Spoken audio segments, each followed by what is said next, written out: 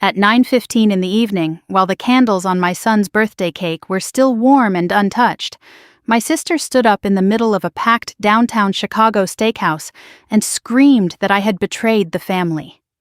Crystal glasses rattled. A server froze mid-step with a tray of filet mignon. My 10-year-old son stared at me like I had just broken something sacred, and all I said, calmly, evenly, almost gently, was, "The reservation was for 12, not 12-ish, not 12 plus, and not on my tab." That was the moment everything shifted. Not when the police cruiser's lights flashed against the restaurant windows, not when my sister's credit card was declined, not when my parents realized I wasn't reaching for mine to fix it. It shifted when I chose not to absorb the chaos. For 10 years, I had been the quiet one, the responsible one, the one who paid to keep the peace. That night, at my son Ethan's 10th birthday dinner, I stopped paying, and it cost more than lobster and wine. I'm Avery Morgan.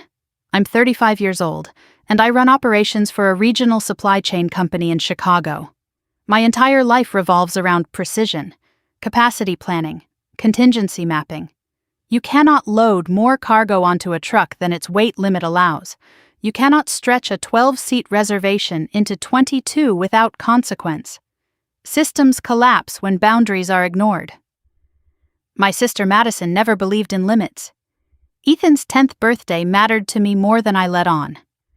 10 is a bridge year. Not a baby anymore. Not a teenager yet. A double-digit milestone. I wanted him to feel celebrated without chaos. That meant structure. That meant control. I booked a private dining space at a high-end steakhouse in River North 3 weeks in advance. 12 seats. Exactly 12. Me, Ethan, my husband Daniel. Ethan's 2 best friends and their parents. My parents. That was it. 12 chairs, 12 place settings, 12 leather-bound menus. I confirmed the reservation twice. I pre-selected appetizers so the kids wouldn't have to wait. I scheduled the cake presentation for 8:45. I even requested that the head of the table be reserved for Ethan. Because details matter. My sister Madison was not invited, not because I hate her, not because I'm cruel, but because every time Madison attends something I plan, the head count doubles and the bill triples. Madison is 38, the golden child of the Morgan family. Charismatic, loud, always arriving like she's stepping onto a stage. She drives whatever SUV looks impressive that year. She orders without glancing at the price column. She lives champagne on what is very clearly a beer budget. And for 10 years, when that budget ran short, I quietly bridged the gap. A bounced car payment here. A temporary credit card emergency there. A last-minute addition to a dinner reservation that somehow landed on my card. I told myself it was easier. That night was supposed to be different. We arrived at 6:35. Ethan in a navy blazer, hair combed back like he was attending a board meeting. He squeezed my hand as we walked into the restaurant. I remember thinking how tall he looked. The host smiled, then hesitated. "Ms. Morgan," he said carefully, "your party has already begun seating." My stomach dropped. "Already begun seating?" "Yes," he said. "They said they were the Morgan birthday group." I didn't need to ask who. I turned the corner toward the private dining section and stopped cold. There she was, Madison, seated at the head of the table, Ethan's chair, a bottle of red wine already open, another breathing beside it, a seafood tower rising like a monument in the center. Her husband Greg leaning back like he owned the place. 3 kids glued to their phones. My parents seated comfortably. And Madison's friend Kelsey laughing loudly while snapping photos of the Lobster. 10 additional people. 10. She saw me and threw her arms wide. "Avery, we decided to make it a real family affair." My son was still standing behind me. That was the part that hurt. Not the wine, not the audacity. The way Ethan looked at the table, then at me, and quietly asked, "Where do I sit?" Madison stood up, air-kissed the air near my cheek, and said, "We ordered a couple bottles to get things started. You don't mind, right? It's a celebration." I glanced at the label. $150 a bottle. There were 3. I did the math automatically. I always do. "Madison," I said evenly, "this reservation was for 12. "Oh, relax," she waved me off. "They can squeeze in extra chairs. I told the host it would be fine. We're family." Family. That word has been used as leverage more times than I can count. I stepped aside and quietly asked the host if there was another private space available. He hesitated, then nodded. "There's an executive dining room in the back." "Perfect," I said. I turned back to the table. "Ethan," I said brightly, "change of plans, we got upgraded." Madison blinked. I gathered my actual invited guests and walked them through the kitchen corridor into the executive room. It was quieter, smaller, more private, and calm. I handed the manager my corporate card. "This covers the executive room only," I said clearly. "Separate checks for any other table." He nodded. That was the pivot. Back in the main dining area, Madison kept ordering. Another bottle of wine, 2 lobster entrees, a tomahawk steak, dessert flights, because she believed I would fix it. At 9:15, the check arrived at her table, $1,247. I didn't see the bill drop, but I heard the tone shift instantly. Voices rose, chairs scraped. The manager was summoned. "Put it on Avery's card," Madison insisted. The manager explained gently that my party had already closed out separately. That's when she stood up and started shouting. I walked out of the executive room when I heard my name. She was flushed, furious. "You're really going to humiliate me over money?" she demanded. I looked at the receipt. Itemized, clear, precise. "I invited 12 people," I said. "You brought 10 uninvited guests and ordered independently." Her husband's card was declined. So was hers. Greg whispered something about overdraft protection. My parents looked stunned. And that's when I said it. "The reservation was for 12. Not 12-ish, not 12 plus, and not on my tab." The restaurant manager added a mandatory gratuity. Madison accused me of betrayal. She said I was choosing money over family. What she didn't understand was this wasn't about money. It was about pattern, about a decade of small rescues that had grown into entitlement. The police were called when she refused to settle the bill. To avoid escalation, she left her driver's license and phone as collateral while Greg drove across town withdrawing cash from multiple ATMs. The flashing lights outside reflected against the glass like a warning. I didn't gloat. I didn't yell. I went back to the executive room, where Ethan was opening presents and laughing with his friends, and I stayed there, because that room represented something I had never fully protected before, my own peace. We left through the kitchen exit. Madison was still arguing when we drove away.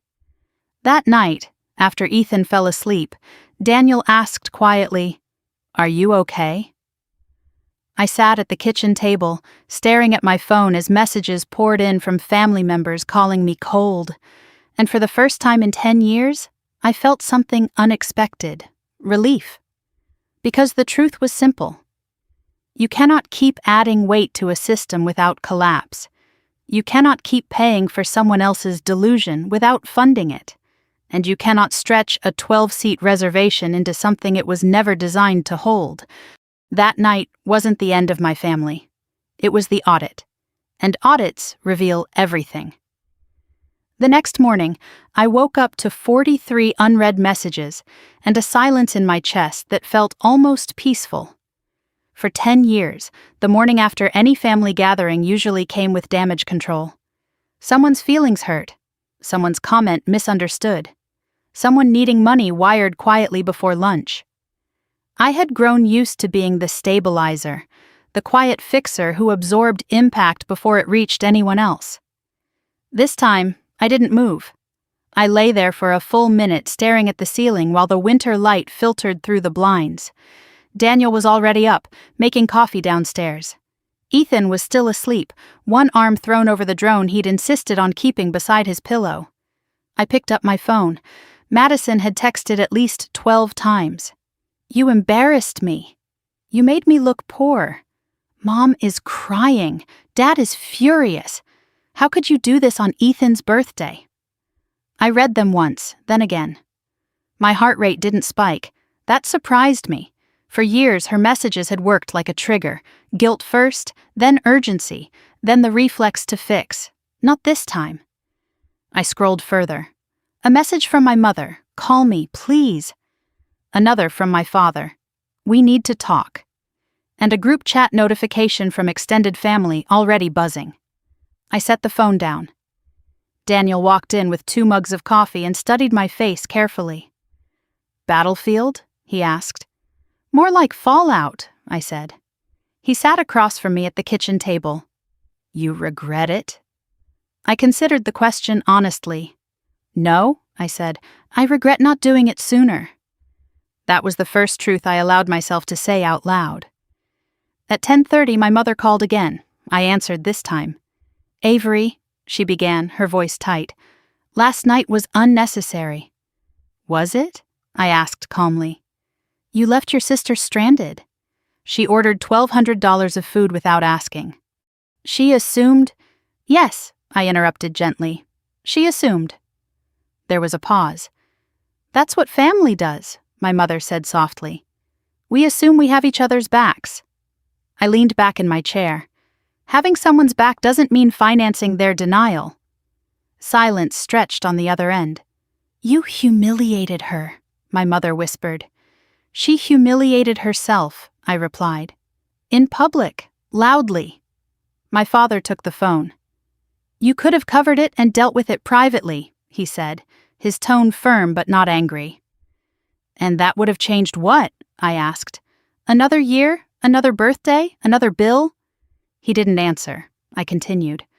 Dad, this isn't about the steakhouse. This is about a pattern. 10 years of small rescues.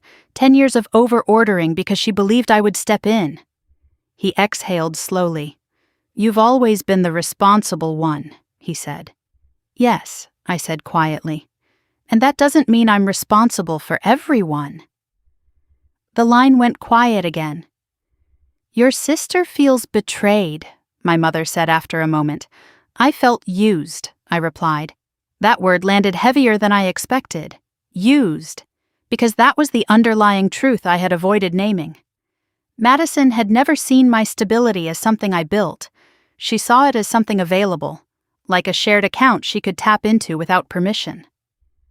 After we hung up, I opened my laptop. There's something grounding about numbers. Spreadsheets don't argue. They don't manipulate. They just calculate. I pulled up Ethan's 529 college savings account. Then I transferred exactly $1,247 into it. The number felt deliberate, intentional. The money that could have evaporated into wine and lobster now sat invested, earning interest for my son's future. I stared at the confirmation screen longer than necessary. Reallocation, not revenge. By noon, the story had started circulating. A cousin texted me a screenshot of Madison's Facebook post. Family isn't about money, it's about loyalty. Imagine inviting your sister to your nephew's birthday and then abandoning her with the bill to make a point. Some people let success turn their hearts cold, no names mentioned. But everyone knew. I didn't comment. I didn't react. I watched. Within an hour, comments began appearing. Oh my gosh, that's awful. Family shouldn't do that. Money isn't everything. Then one reply from Ethan's friend's mother. There were separate tables, that was it, 4 words. But they changed the tone. Because truth doesn't need volume. Madison deleted that comment within minutes. Then she tagged me directly. Care to explain? I stared at the notification. Daniel leaned over my shoulder. You going to respond? He asked. No, I said. Silence is uncomfortable for people who rely on noise. I wasn't playing that game. Around 3 p.m, I received a private message from Greg. I wasn't expecting that. He rarely contacted me directly. Usually he let Madison handle communication. Hey, just wanted to say things escalated fast last night. I didn't realize how high the total would be. I read it twice. I didn't realize. He had ordered the tomahawk steak, the seafood tower, the extra round of drinks. I typed carefully. You ordered without asking. That's not escalation, that's choice. 3 dots appeared, then disappeared. Finally, We're in a tight spot financially. Didn't want it to go that far. There it was. The crack in the performance. How tight? I asked. Long pause. Cards are maxed. Overdraft fees hit this morning. Mortgage payments due next week. I sat back slowly. For years, Madison's lifestyle had been polished. Designer labels, weekend brunch photos, subtle hints about being comfortable. Now the curtain was lifting. I didn't respond immediately. Instead, I asked a simple question. Why did you assume I would pay? No dots appeared this time. That question lingered unanswered. Around 5 p.m., Madison called. I almost didn't pick up, but I did. You're enjoying this, aren't you? She demanded. Enjoying what? Watching me scramble. Watching everyone talk about it. I'm not watching, I said calmly. I'm at home. You knew we didn't have that kind of money. Then you shouldn't have ordered it. You've always covered before. There it was. Not accusation, expectation. Yes, I said, and that was my mistake. She went quiet. You made me look poor, she said finally. You made yourself look reckless, I replied. She started crying then. Not dramatic sobbing. Real tears. I didn't want Kelsey to think we couldn't afford it, she whispered. The truth slipped out almost accidentally. You ordered wine to impress your friend? I asked softly. I didn't want to look small. I closed my eyes for a second. This wasn't about hunger or celebration. It was about image. Madison, I said carefully, looking wealthy and being stable are not the same thing. You think you're better than me? She snapped suddenly. No, I said. I think I plan better than you. That silenced her. For years, she had confused my calm with judgment. It wasn't superiority, it was structure. You could have just helped me quietly, she said again, circling back. And then what? I asked. Christmas? Next birthday? Another surprise? She didn't answer. Because she knew. After we hung up, Daniel found me standing at the window staring at the Chicago skyline. You okay? He asked. She didn't want to look small, I said. He nodded slowly. That's expensive, he replied. The next morning, I learned their SUV payment had bounced. 3 days later, the leasing company repossessed it. The illusion wasn't just cracked, it was collapsing. My father called again that evening. We didn't know it was this bad, he admitted quietly. Did you ask? I said gently. He didn't respond. For years they had defended her, enabled her, softened consequences before they landed. Now there was nothing to soften. She says you ruined her, my mother said in the background. I let that sit for a moment. Then I answered. I didn't ruin her, I said. I removed myself from the equation. That distinction mattered, because for the first time in a decade I wasn't absorbing someone else's math. And when you stop absorbing, gravity does the rest. By the end of that week, the story had split into 2 versions. In Madison's version, I had staged a public betrayal. I had invited her, encouraged her to order, and then blindsided her to prove a point about money. In my version, I had enforced a boundary that should have existed 10 years earlier. The uncomfortable truth was that for most of our lives, the family preferred her version. Sunday came, and with it the usual standing invitation to my parents' house for dinner. For years, those Sundays had been predictable. Pot roast, football murmuring from the living room, Madison recounting some dramatic inconvenience that required sympathy or subtle financial assistance. Daniel asked if I wanted to go. Yes, I said. I'm not avoiding my own family. When we arrived, Madison's SUV was gone. The driveway looked strangely empty without it. Instead, Greg's older sedan was parked awkwardly near the curb. Inside, the tension was thick enough to feel. Madison was already there, seated stiffly at the dining table. No designer handbag in sight, no exaggerated entrance. Her eyes were puffy, but her posture was defensive. My mother busied herself in the kitchen as if chopping vegetables required extreme concentration. My father sat at the head of the table, expression neutral but tired. "Hi," I said simply. Madison didn't respond at first. Then she nodded once, curt. Ethan slipped past us and ran toward his grandfather, unaware of the temperature shift. We took our seats.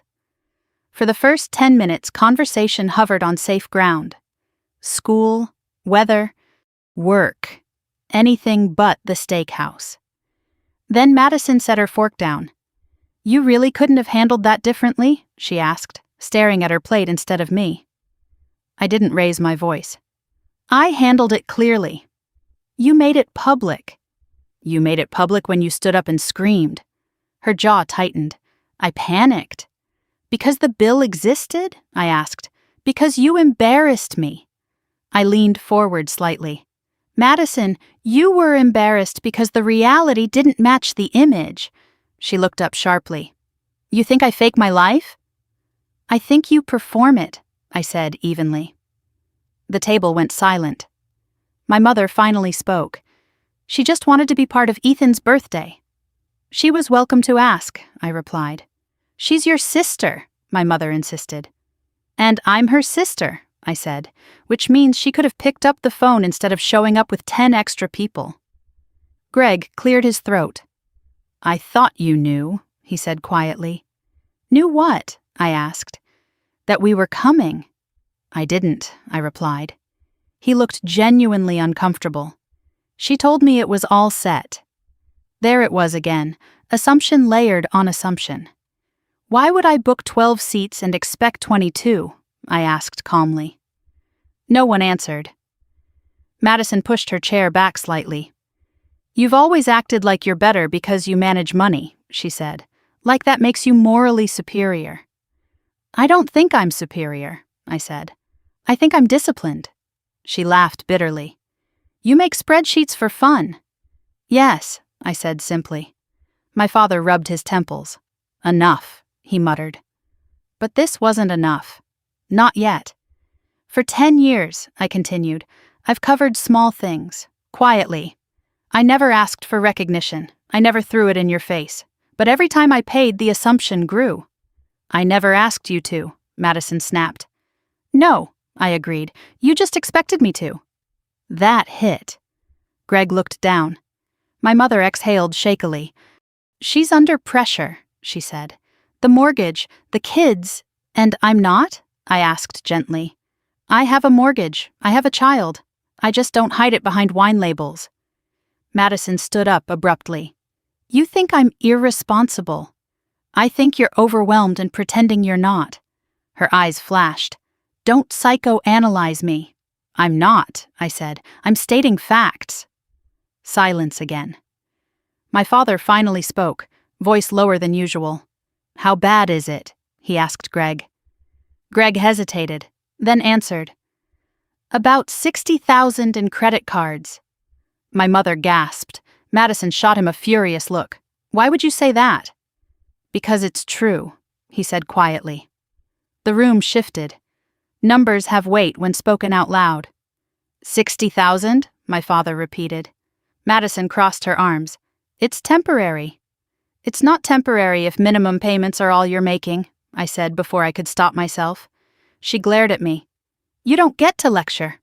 "I'm not lecturing," I said. "I'm explaining why I didn't pay." My mother sank into a chair. "We didn't know," she whispered. "That's the problem," I said softly. "No one asks." For years, Madison's crises had been softened before they fully surfaced. My parents assumed she'd figure it out. I assumed if I stepped in quietly it would stabilize things. We were all enabling something. Greg ran a hand through his hair.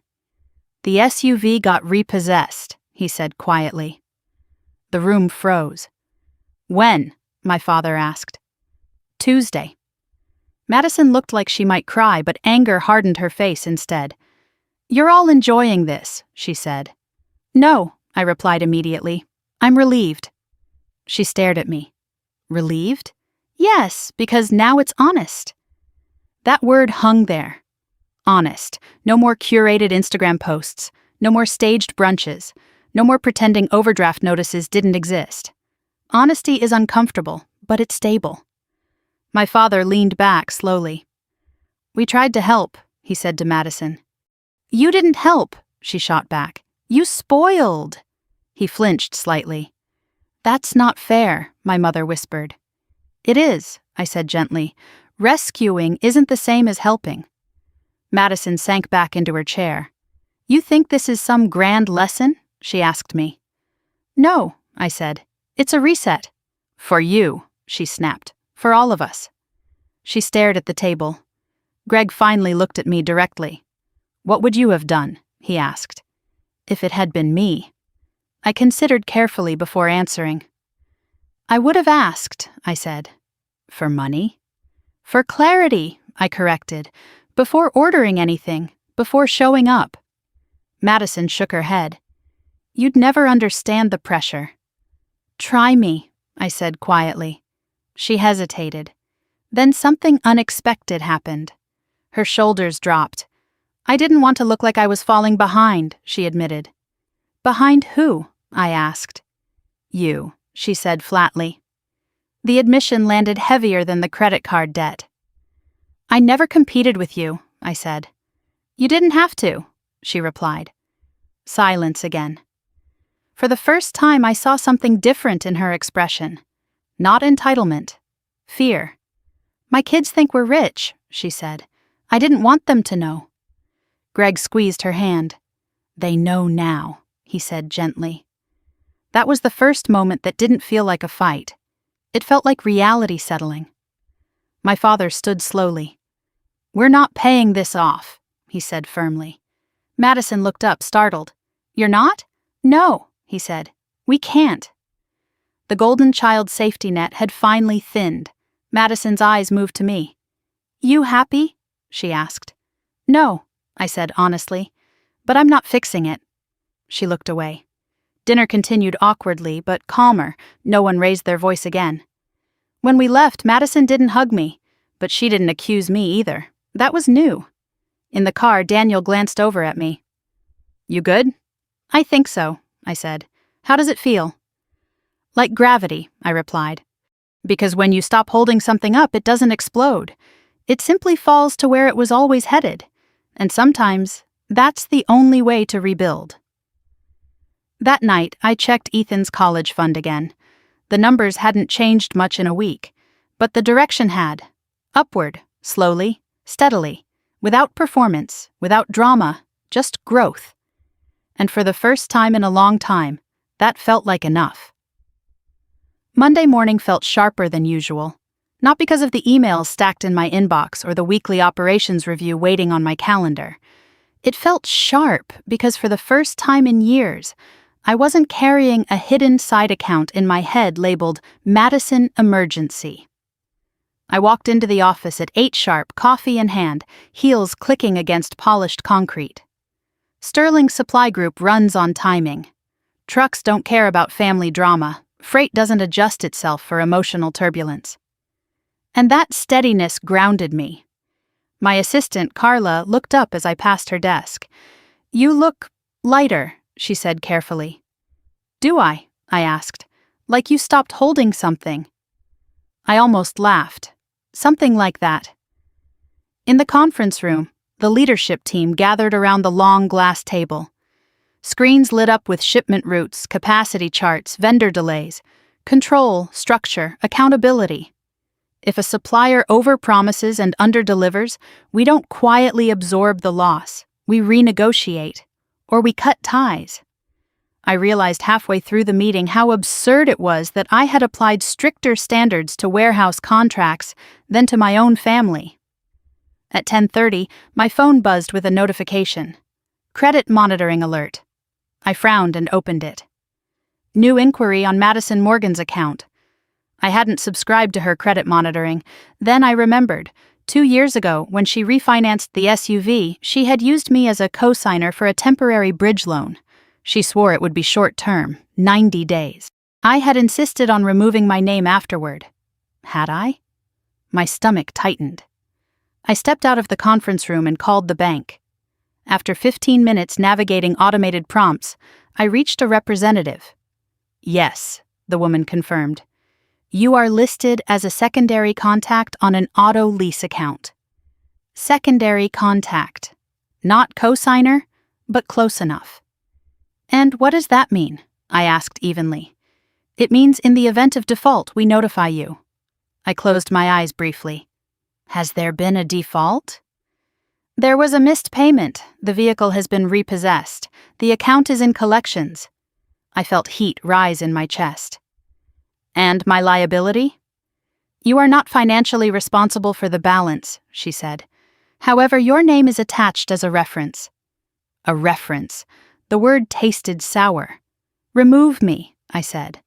That will require the primary account holder's authorization. Of course it would.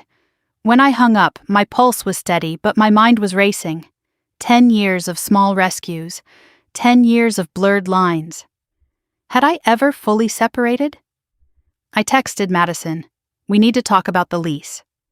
Her response came within seconds. You're not on it. I called her.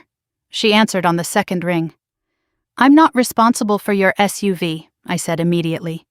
You're not, she snapped. Relax. I'm listed as a secondary contact. Silence. That's just paperwork, she said finally. It's not just paperwork, I replied. It's access. You're not paying anything. That's not the point, she sighed loudly. You're being dramatic. I almost laughed at that. I'm being precise, I said. Remove my name. It's already in collections, she muttered. That's your issue. You act like I did this to you. You attached me to your debt, I said calmly, without clarifying. She went quiet. I didn't think it mattered, she said finally. That sentence crystallized everything. She didn't think it mattered. My name, my credit, my boundaries. I kept my tone even. It matters. Another silence. Fine, she said. I'll call them. I want confirmation. You don't trust me, she shot back. No, I said simply. That answer hung there. Then she hung up. Back in the conference room, I resumed the meeting as if nothing had happened. But inside, something clicked into place. This wasn't just about money, it was about assumption, assuming access, assuming backup, assuming rescue. At lunch, Daniel called. You sound tense, he said. I'm still tied to the SUV lease. What? Secondary contact, collections. He let out a slow whistle. Do you owe? No. Then what's the issue? The issue is she didn't think it mattered. He was quiet for a moment. You're untangling more than you realized, he said finally. He was right. Boundaries aren't a single sentence at a restaurant. They're an audit. And audits uncover hidden attachments. That afternoon, I pulled up every document I had signed in the last decade. Bridge loan agreements, temporary guarantor forms, short-term assistance transfers. I wasn't legally exposed beyond that secondary contact, but emotionally, deeply. At 4 p.m., Madison texted. They said it takes 30 days to remove a reference. Send me the confirmation email, I replied. She didn't respond for 20 minutes. Then a forwarded message appeared. I scanned it carefully. 30-day review, not immediate removal. I called the bank again. This form requires signature from both parties, the representative explained. Then I want it sent to me directly, I said. I forwarded the form to Madison. Sign it tonight. You don't have to bark orders, she replied. This isn't an order, it's protection. For yourself or for me? She shot back. For both of us. She didn't respond. That evening, my father called. She's stressed, he said gently. She's responsible, I corrected. She says you're distancing yourself from the family. I'm separating finances, I said. Not love. There was a long pause. You always were the practical one, he said. And she always knew that, I replied. He didn't argue, because he knew. After dinner, Ethan sat at the kitchen island building a small Lego drone attachment. Mom, he asked casually. Yes? Are you mad at Aunt Madison? I paused. I'm firm, I said. What's that mean? It means I'm not yelling, but I'm not bending. He nodded thoughtfully. Like when I want extra screen time? Exactly, I said. He grinned. Boundaries, he declared proudly. I smiled. Yes, boundaries. Later that night, Madison finally signed the form. No message attached, just a scanned signature. It felt transactional, which for once was fine. As I closed my laptop, I realized something important. For years, I thought saying no would fracture the family. But what actually fractured it was pretending yes meant nothing. Systems fail quietly before they collapse loudly. The steakhouse wasn't the explosion, it was the exposure. And exposure, while uncomfortable, is honest. In bed, Daniel turned toward me. You okay? He asked softly. I think I'm finally untangling, I said. He brushed a strand of hair from my face. You don't have to carry everyone. I know, I replied, but knowing and doing are different. That night, I slept deeply. No rescue plans forming in the background. No mental math calculating how to absorb someone else's shortfall, just quiet. Because when you remove your name from someone else's debt, financial or emotional, you reclaim more than money. You reclaim space. And space, I was learning, is where peace begins. The first flying monkey arrived on Tuesday afternoon.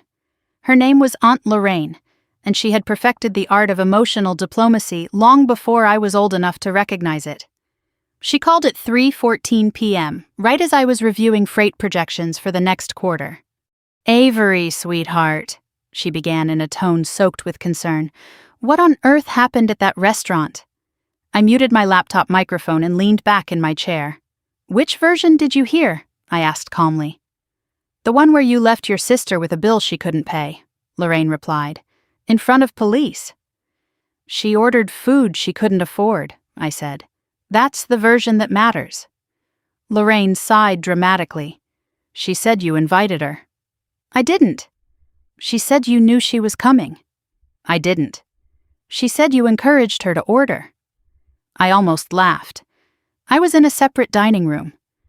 Silence. Well, Lorraine said carefully, family doesn't keep score like that. I'm not keeping score, I replied. I'm keeping boundaries. There was a faint clicking sound as she adjusted her phone. You've always been strong-willed, she said. And she's always been shielded, I answered.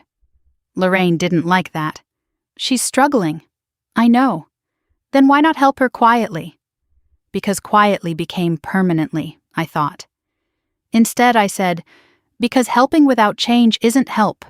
She inhaled sharply. You're sounding very cold. No, I said. I'm sounding very clear. The conversation ended with polite tension. That was the first wave. The second came through text messages from cousins I hadn't spoken to in months. Is it true you made Madison cry in front of the kids? Kids cry when reality hits, I replied. You've changed, one wrote. No, I typed back. I stopped compensating. The narrative was spreading, but something interesting was happening alongside it. Not everyone agreed with Madison. One cousin messaged privately. Honestly, she always orders like someone else is paying. Another wrote, I've covered her tab before too. Patterns are invisible until someone refuses to participate. Wednesday night, Madison sent me a long message. You've turned everyone against me. I read it twice before replying. I didn't say a word publicly. That's worse, she answered. It makes me look guilty. I stared at that. Silence, apparently, was more threatening than argument. You made your own post, I replied, because I had to defend myself. From what? I asked. From you humiliating me. I typed slowly. I didn't humiliate you. I declined to pay. She didn't respond for several minutes. Then, you've always judged me. That accusation landed softer this time. I've always calculated, I typed. Not judged. She called immediately. Why are you like this? She demanded. Like what? So rigid, so structured, so superior. I'm not superior, I said. I'm disciplined. Same thing. No, I said calmly.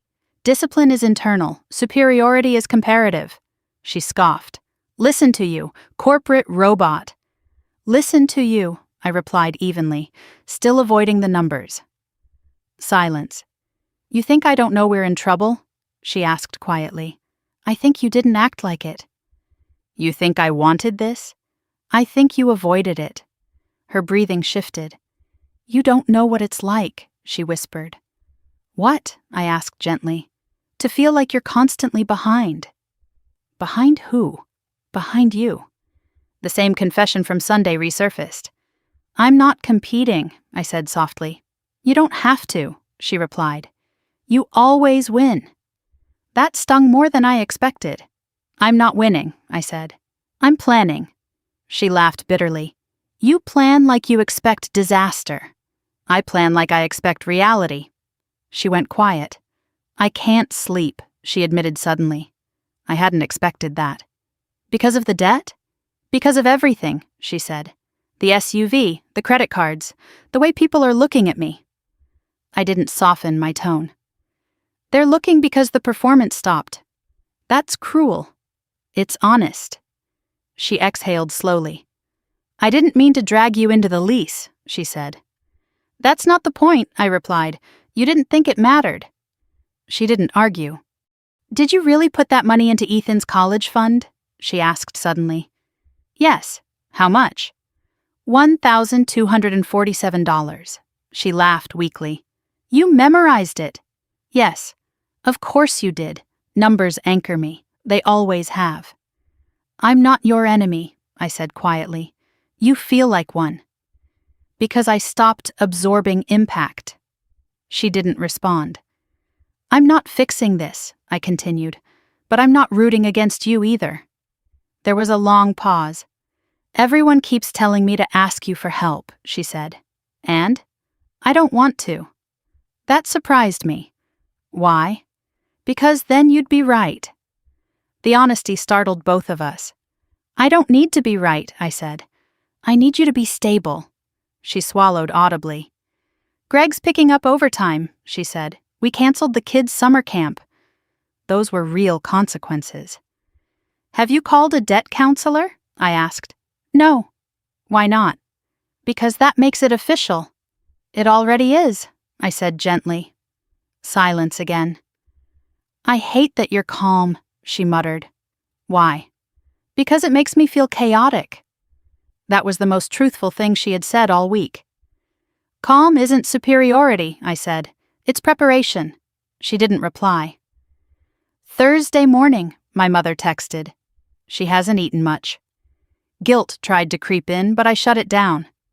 Has she met with a financial advisor? I replied. You're impossible sometimes, my mother answered. No, I typed. I'm consistent. Friday afternoon, an email notification popped up. From the bank. Reference removal approved.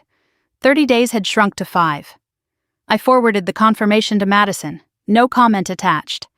She responded an hour later. Got it, that was all. Short, clean. No accusation, no sarcasm.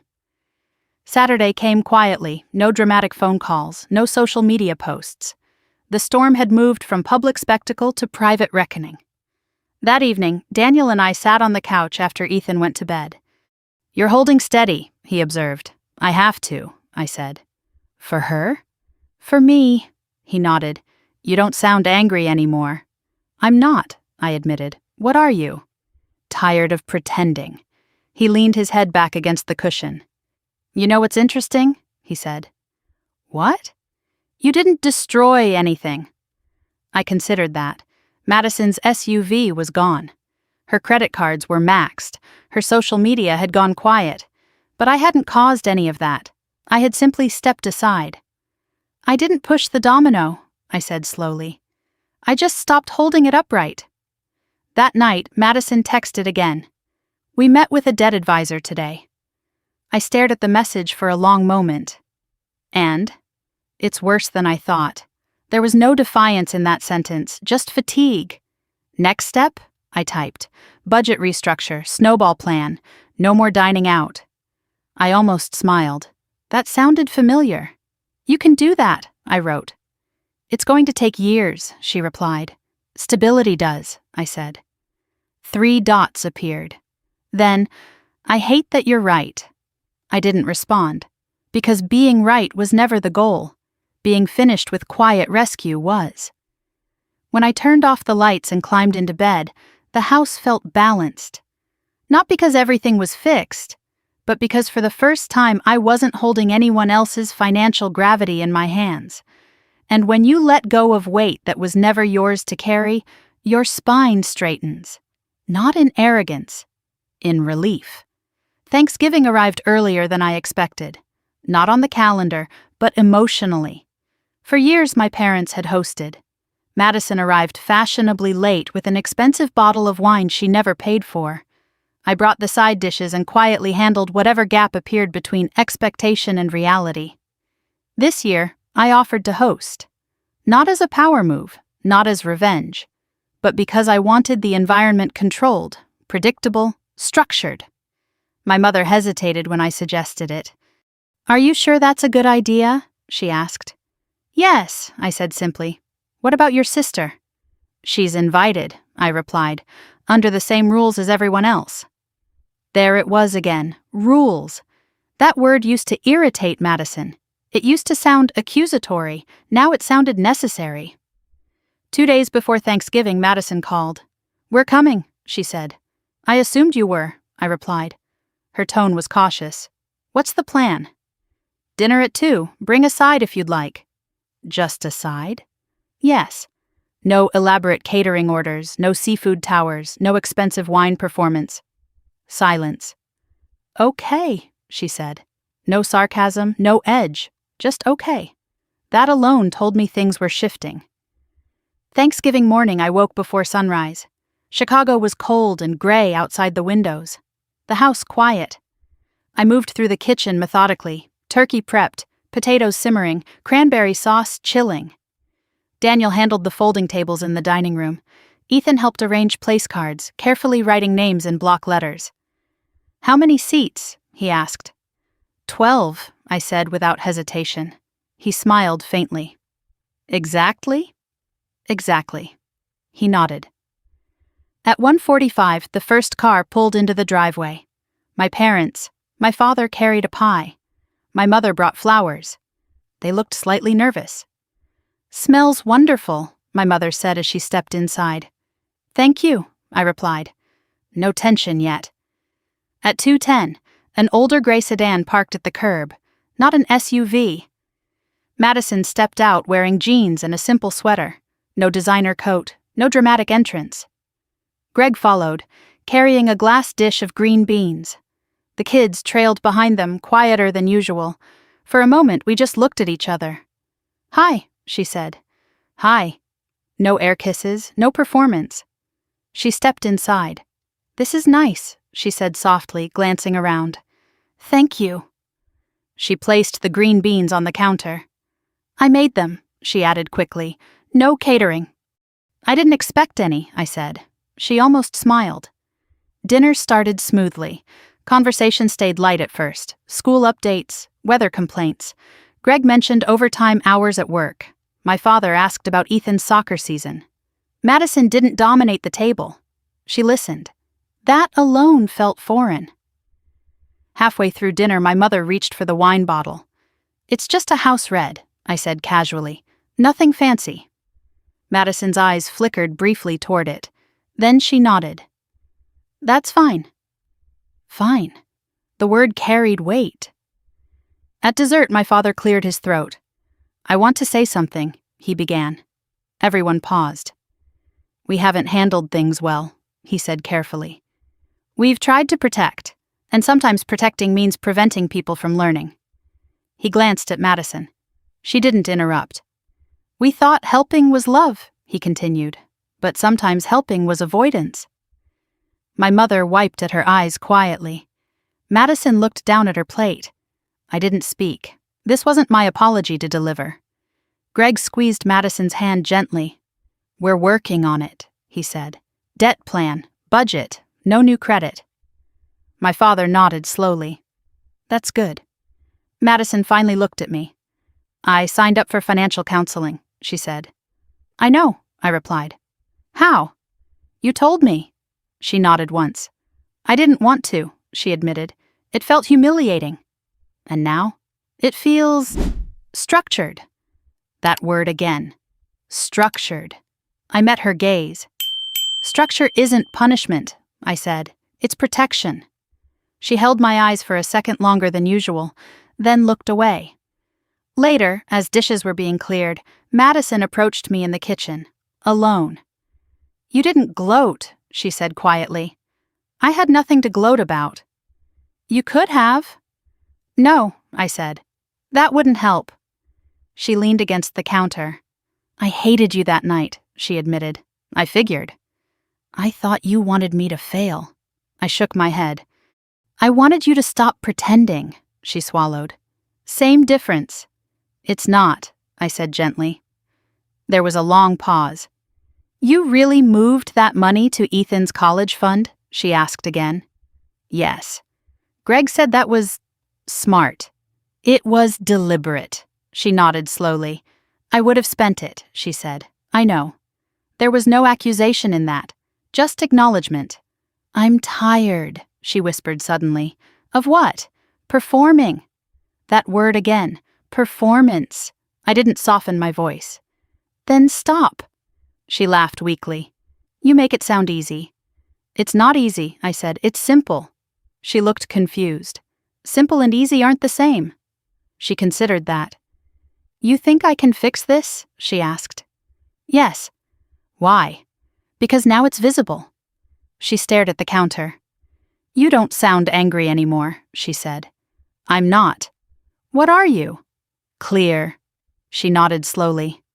I don't know how to be like that. You don't have to be like me, I said. You have to be consistent. Her phone buzzed in her hand. She glanced at it and sighed. What? I asked. Credit card alert, she muttered. Interest posted. I didn't flinch. Call the counselor, I said. She nodded. Later, as everyone gathered coats, Madison lingered by the door. This was different, she said. Yes. In a good way? Yes. She hesitated. I'm not apologizing, she said. I'm not asking you to. She looked relieved and irritated at the same time. I'm trying, she added. That's enough. She studied my face. You're not rescuing me, she said. No. And you're not cutting me off. No. What is that? Boundary, I said. She exhaled slowly. That word again. Yes. She stepped out into the cold evening air. Greg nodded at me as he passed. Thanks for hosting, he said. You're welcome. After the door closed, Daniel wrapped an arm around my shoulders. That went better than expected, he murmured. Yes, I agreed. Not perfect, but honest. Ethan wandered into the kitchen. Aunt Madison was quiet, he observed. Yes. Is that good? Sometimes, I said. He nodded thoughtfully. Boundaries? He declared again. I smiled. Yes, boundaries.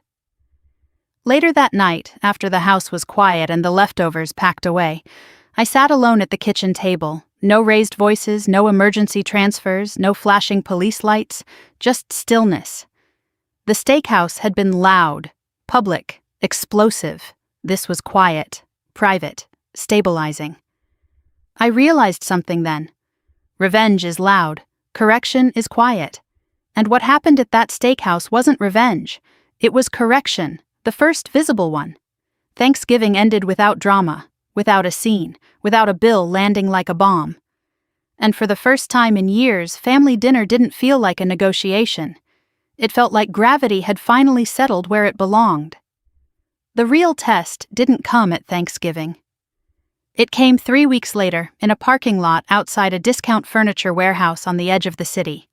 I wasn't planning to be there. I had just finished a vendor audit across town and decided to cut through an industrial side road to avoid traffic. The lot was half full, rows of mismatched couches and scratched dining tables visible through dusty windows. And there she was. Madison stood beside the gray sedan, trunk open, arguing softly with Greg, while a store employee hovered nearby with a dolly. I almost kept driving. Almost. But something made me slow down. Not curiosity, not superiority, just recognition. This wasn't the steakhouse version of my sister. No heels, no leather bag, no air of performance. She was wearing sneakers and a worn coat, holding a tape measure in one hand. I parked a few spaces away. For a moment, I sat inside my car, debating. Then I stepped out. She saw me almost immediately. The flicker in her eyes wasn't anger this time, it was embarrassment. "Hey," I said simply. "Hey," she replied. Greg nodded politely. "What are you doing here?" she asked. "Shortcut," I said. "You?" She gestured toward the warehouse. "Dining table." I glanced inside. Mismatched inventory. Discount tags taped crookedly to wood that had seen better days. "Our old one was leased," she added quickly. "Turns out that wasn't a great idea." I didn't react. Leased furniture, of course it was. "Return policy?" I asked. 30 days, she said. "Cash only." That sentence told me more about her current reality than any Facebook post ever had. The store employee cleared his throat. "You want the oak one or the laminate?" he asked. Madison looked at Greg. Greg looked at the price tags. Laminate was half the cost. Oak looked better. She hesitated. That hesitation used to be followed by a glance in my direction, a silent calculation of whether I'd absorb the difference. This time, she didn't look at me. "Laminate," she said. Greg nodded. The employee wheeled it toward the register. I leaned against my car casually. "How's the plan going?" I asked. She exhaled slowly. "Budget's brutal." "Specific?" "No eating out, no Amazon, no new clothes, no vacations." I waited. "Credit cards frozen," she added. "Greg cut them up." That surprised me. "You let him?" I asked. She gave a faint half-smile. "I asked him to." Progress doesn't announce itself loudly. It shows up in small, uncomfortable decisions. The employee returned with paperwork. "Total is $286, he said. Madison pulled out a debit card. I watched carefully. No glance at me. No subtle expectation. The card processed. Approved. She exhaled. Not dramatic. Just steady. "That felt different," she said quietly once the employee walked away. "What did?" I asked, paying without wondering if it would bounce. I nodded. "That's stability." She studied the laminate table being loaded into the trunk. "It's not glamorous," she muttered. "It's yours," I said. She didn't argue. Greg secured the trunk and looked at me. "Thanks for not making it weird," he said. "I'm not here to supervise," I replied. Madison shot him a look. "She thinks you are," he teased gently. She rolled her eyes but didn't deny it. "Old habits," she admitted. We stood there awkwardly for a moment. "You going to tell Mom you saw me here?" she asked suddenly. "No." "Why not?" "It's not a secret." She nodded slowly. "I used to hate that you always seemed calm," she said. "You've said that before." "I thought it meant you didn't feel anything." "That's not what calm is," I replied. "What is it?" "Preparation." She considered that. "I never prepared," she said. "I know. And you never stopped me." That one landed. "I thought you'd learn on your own," I admitted. She snorted softly. "Clearly not." We both glanced at the trunk again. "Laminate won't last forever," she said. "It doesn't have to," I replied. She looked at me. "Are you always this steady?" "No," I said honestly. "I just don't show the wobble." That surprised her. "You wobble?" "Yes." "When?" "The night at the steakhouse," I said. "When Ethan asked where he was supposed to sit." Her face tightened. "I didn't think about that," she whispered. "I know." Silence stretched between us, not hostile, just heavy. "I'm sorry about that part," she said finally. It wasn't a full apology, but it was specific, and specific matters. "Thank you," I said. She nodded once. Greg opened the car door. "We should go," he said gently. Madison lingered a second longer. I don't want to need you, she said quietly. I don't want you to, I replied. She studied my face like she was searching for sarcasm. There wasn't any. I'll call you, she said. For what? I don't know, she admitted. Something normal. I almost smiled. Okay. They drove away slowly, the laminate table barely fitting inside the sedan. I stood there for a moment longer, not triumphant, not vindicated, just observant. That afternoon she texted, table fits, barely. Good, I replied. Then another message. First time I bought something without wondering if you'd bail me out. I stared at that one. And? Scary, but also solid. That word again. Not glamorous, not flashy, solid. That night, Daniel listened as I told him about the warehouse. You didn't offer to upgrade it? He asked lightly. No. Did you want to? I thought about that. Yes, I admitted. Why didn't you? Because upgrading it would delay the lesson. He nodded slowly. You're not punishing her. No. You're letting her feel weight. Yes. Weight isn't cruelty. It's consequence. Later that week, Madison called again. I almost ordered takeout tonight, she confessed. What stopped you? I asked. I imagined the steakhouse receipt. I almost laughed. Trauma can be educational, I said. She groaned. Don't turn it into a TED Talk. I smiled despite myself. Fine. Do you think people still talk about it? She asked suddenly. Yes, I said honestly. She winced. But they'll stop, I added. When? When there's nothing new to say. She was quiet. So consistency is the cure? She asked. Yes. Silence. I hate that you're right, she muttered again. I didn't respond, because this wasn't about being right. It was about not being needed. Friday evening, my father called. She seems different, he said carefully. Yes. She didn't ask us for money this week. That's good. He paused. I think we made it too easy. Yes. He sighed. I don't know how to help now. Support without rescuing, I said. He didn't respond immediately. That's hard. Yes. Harder than writing a check. Yes. The truth settled between us. That night, I opened Ethan's college fund again. Small growth, slow accumulation, nothing dramatic, just upward. I closed the laptop and sat back. At the warehouse parking lot, I hadn't felt powerful. I had felt detached. And that detachment wasn't cruelty. It was separation. When you stop carrying someone else's financial gravity, you notice how much energy you regain. Energy for your child, for your marriage, for yourself. The laminate table probably wasn't impressive, but it was paid for, in full, without me.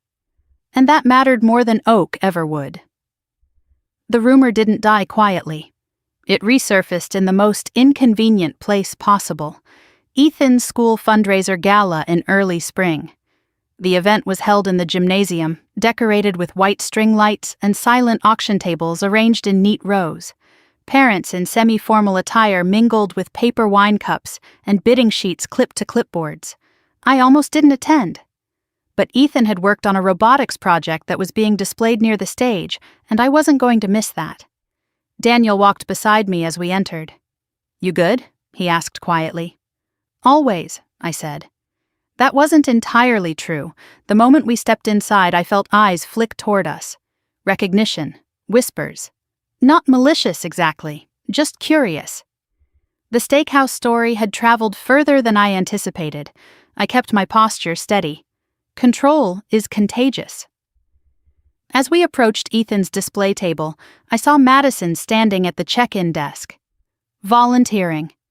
She was wearing a simple black cardigan and jeans, hair pulled back. No dramatic jewelry, no oversized bag. She saw me.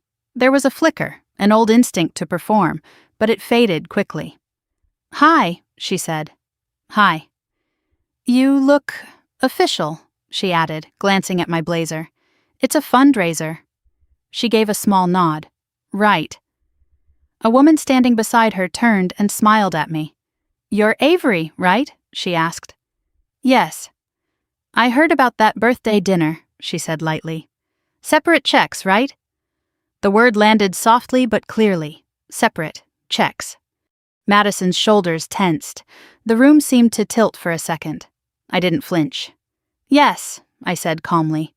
Separate checks. The woman laughed awkwardly. Well, bold move. Necessary, I replied. She nodded and drifted away. Madison kept her eyes on the sign-in sheet. I'm sorry, she muttered. For what? For that. You didn't say it.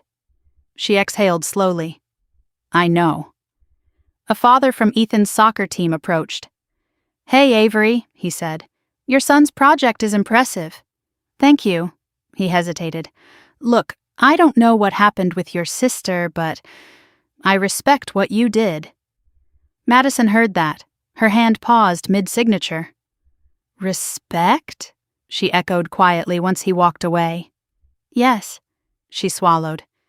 I thought everyone thought you were cruel. Some probably do, I said. And that doesn't bother you? It used to. She finally looked at me directly. What changed? I stopped trying to control the narrative. That unsettled her more than I expected. Across the room, Ethan was explaining his robotics project with animated excitement. I watched him gesture toward wires and motors, completely unaware of adult reputations hovering nearby. That's what matters, I said softly. Madison followed my gaze. He looks confident, she observed. He is. You didn't shield him from what happened? No. Why? Because shielding teaches fragility. She frowned slightly. I thought protection was good. It is, I said. But overprotection builds illusion. Her jaw tightened subtly. She understood that better now. Halfway through the evening, the school principal approached the microphone to thank volunteers. And a special thanks to Madison Morgan for coordinating check-in tonight, he said. Applause rippled politely. Madison blinked in surprise. She hadn't expected public acknowledgement. It wasn't glamorous, but it was earned. I clapped. She glanced at me again, confused by the lack of sarcasm. Later, while browsing silent auction items, a woman leaned toward me. She handled that dinner situation badly, she whispered conspiratorially. I heard she tried to make you pay. Yes, I said evenly. I can't imagine doing that to my sister. People do strange things under pressure, I replied. The woman nodded. Well, you stood your ground. Good for you. She walked away. Madison was watching from across the table. She approached cautiously. They think I'm irresponsible, she said. Some do. And you're fine with that? I'm fine with accuracy. She let out a short breath. That's brutal. No, I said. It's stable. She folded her arms loosely. I'm not used to people not defending me. I'm not attacking you. That's worse, she said quietly. I studied her for a moment. You want me to contradict them? I don't know, she admitted. Then figure out why. She looked genuinely puzzled. I thought you'd enjoy this. Enjoy what? Being right, I shook my head. This isn't about right. It's about pattern. She glanced at Ethan again. He doesn't look embarrassed, she said. He's not. Why? Because he saw consistency. That word again. Consistency. It's boring. It's repetitive. It's powerful. A group of parents gathered near the dessert table. One of them called out lightly, Hey, Avery, no surprise guests tonight, right? Laughter. Soft. Not cruel. Just referencing the story. Madison stiffened again. I raised an eyebrow slightly. 12 seats, I said calmly. Always. More laughter. The joke passed. It didn't linger. That was the moment I realized something important. The story had become anecdote, not scandal, and anecdotes fade when there's no new chaos to fuel them. After the fundraiser wrapped, Madison lingered near the exit. Do you think this will follow me forever? She asked. No. When does it stop? When there's a longer record of stability than instability. She processed that slowly. So I just keep showing up? Yes. And don't order lobster? I almost smiled. Especially don't order lobster. She huffed a faint laugh. I really thought you'd cave that night, she admitted. I know. You always did. Yes, she hesitated. Why didn't you this time? I thought about Ethan's face again, because he deserved better. Because I needed him to see me not bend, I said finally. She nodded once. That makes sense. We walked toward the parking lot together. Not side by side exactly, but not opposed. People think I lost that night, she said suddenly. You did, I replied gently. She stopped walking. That's honest. Yes. And you think that's good? Yes. She stared at the asphalt for a moment. I've never lost publicly before, she admitted. That's why it mattered. She absorbed that. Do you ever feel like you're constantly bracing? She asked. Yes. For what? For other people's impact. And you're not now? No. She looked at me with something like envy. That must feel light. It feels quiet, I corrected. Greg pulled the sedan around. She opened the door, then paused. I didn't correct them, she said quietly. Who? The parents. About what? The story. I waited. I just said I learned a lot that night. I nodded. That's accurate. She closed the door and drove away. In the car, Daniel glanced at me. That went better than I expected, he said. Yes. She didn't explode. No. She didn't deflect. No. He smiled faintly. That's growth. Yes. Later that evening, I sat at the kitchen island while Ethan finished homework. Mom? He asked. Yes? Why do people keep mentioning my birthday? I didn't sugarcoat it. Because it was loud. Was it bad? It was uncomfortable.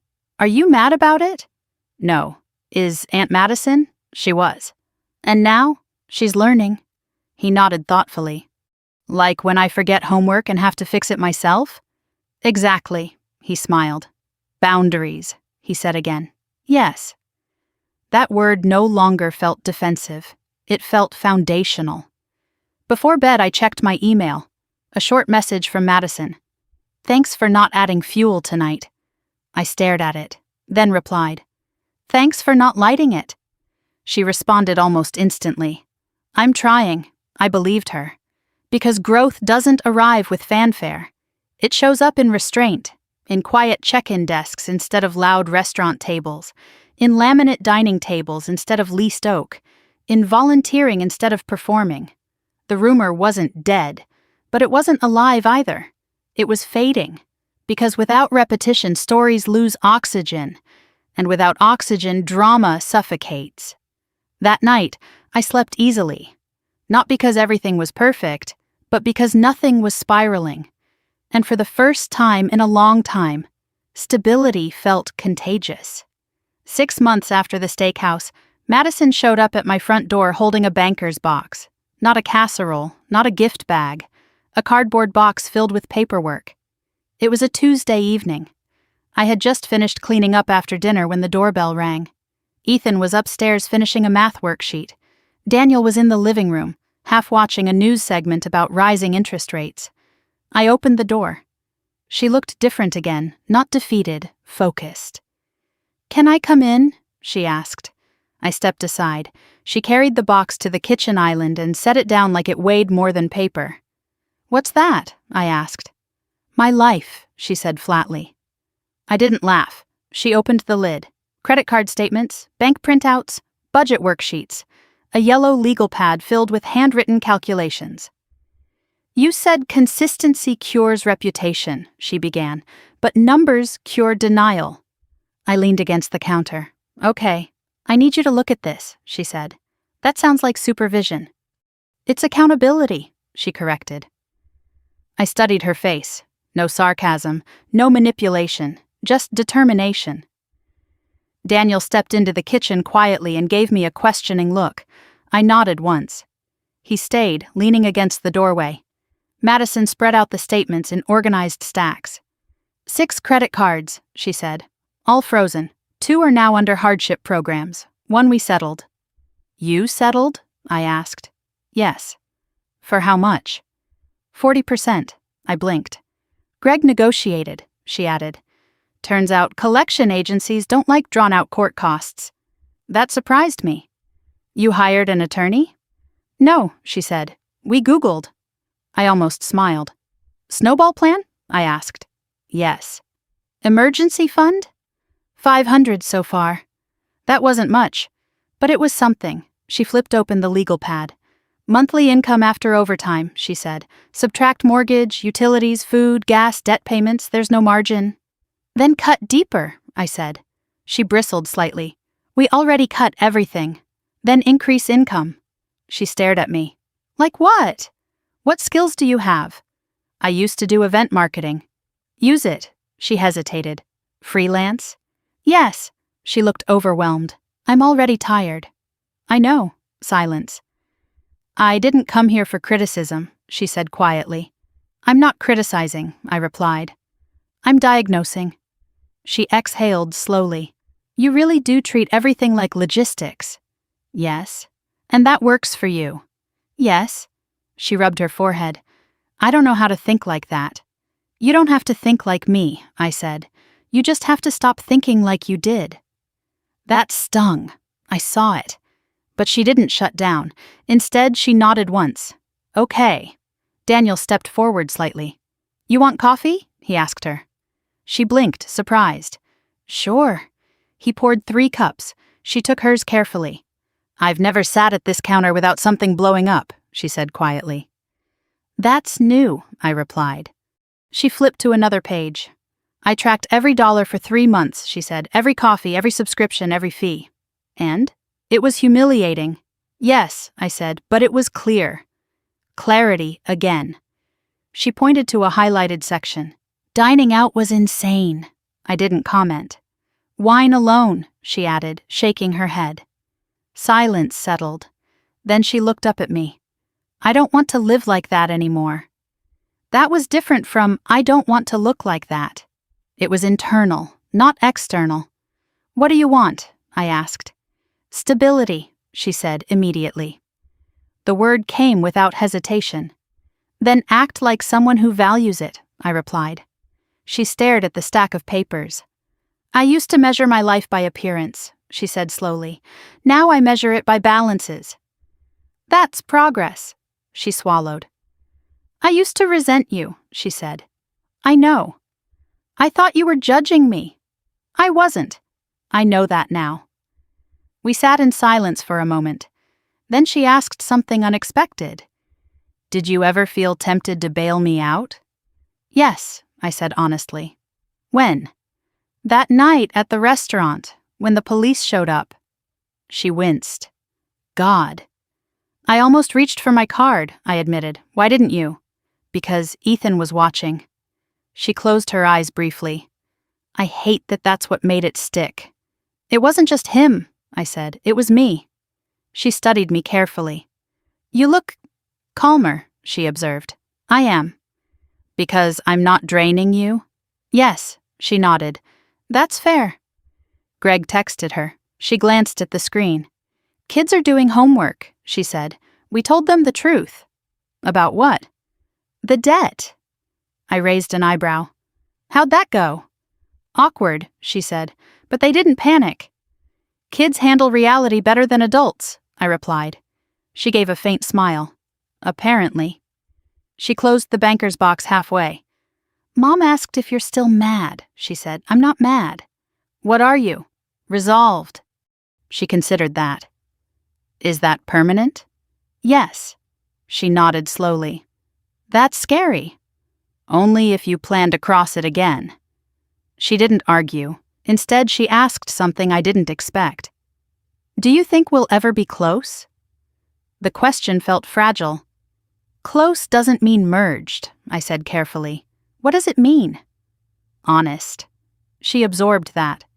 We've never really been honest, she admitted. No. Why? Because honesty is uncomfortable. She nodded once. I'm uncomfortable now, she said. Good. She rolled her eyes slightly. Of course you'd say that. I smiled faintly. It means you're not performing. She looked around the kitchen. Your house feels steady, she said quietly. It is. Mine feels like triage. Triage becomes routine, I replied. She took a long sip of coffee. I don't want to compete with you anymore, she said. You never had to. I know that now. Silence settled again. She closed the banker's box fully this time. I didn't come for money, she said. I know. I came because I didn't want to hide. That mattered more than she realized. You don't have to hide, I said. She nodded. Thank you. It wasn't dramatic. It wasn't theatrical. It was measured. As she stood to leave, she hesitated at the door. You're not my safety net anymore, she said. No. But you're not my enemy. No. She gave a small nod. That's better. After she left, Daniel exhaled slowly. That was different, he said. Yes. She didn't try to manipulate. No. She asked for accountability. Yes. He smiled faintly. That's growth. I walked back to the kitchen island and touched the edge where the banker's box had rested. For years, our conversations had revolved around crisis. Now they revolved around calculation, not glamorous, not loud, just structural. Later that night, I checked Ethan's college fund again. The number had grown slightly. Compound interest doesn't shout. It accumulates. Like discipline, like stability, like boundaries. My phone buzzed. A text from Madison. Signed up for a freelance event contract. Small one, but paid up front. I stared at the message. That's good, I replied. She sent another. It's not champagne. I smiled. Beer budget, I typed. She responded with a simple, solid. I set the phone down and turned off the kitchen lights. 6 months ago, the story was about a restaurant and a receipt. Now it was about balance sheets and bankers' boxes. Not revenge, correction. And correction, when accepted, doesn't fracture a family. It reshapes it. Quietly. The first real test of her consistency didn't come from a bill. It came from temptation. Late March in Chicago brings that strange, deceptive warmth that makes you think winter is over when it isn't. Madison called me on a Thursday afternoon sounding unusually bright. Guess what? She said. That tone worries me, I replied. I got offered a contract, a real one. For what? Corporate event coordination, downtown hotel, 2-day conference. They need someone to handle vendor logistics. I smiled faintly despite myself. Vendor logistics? Yes, she said. Apparently I'm good at organizing chaos. Apparently. They're paying $5,000. That caught my attention. Gross or net? She paused. Gross. Taxes? I know. Upfront deposit? Half. That was better. And expenses? I asked. Covered. There was a small silence. Okay, I said. That sounds solid. It is, she replied. But there it was. But what? They want me to host a preview dinner for the executive team next week. I closed my eyes briefly. And? They're not covering that part. How much? She hesitated. Probably around $2,000. Madison. I know, she said quickly. But it's networking. It's optics. Optics. That word used to justify everything. Are you fronting it personally? I asked. Yes. With what margin? Silence. 0, she admitted. I leaned back in my chair at my office desk. You just crawled out of a $60,000 hole, I said, and your first instinct is to dig again. It's an investment, she insisted. Is it? I asked calmly. It could lead to more contracts. Could. She exhaled sharply. You're going to say no. I'm going to ask you math. She went quiet. Okay, she said reluctantly. 5,000 gross, I said. After taxes? Maybe 3,800. Minus 2,000 dinner? 1,800. Minus overhead? 1,400. Minus your time? Silence. It's visibility, she argued weakly. Visibility doesn't pay interest, I said. She didn't respond immediately. I don't want to look small, she whispered. That again. Who defines small? I asked. They're executives. And you're a contractor. That sounds lesser.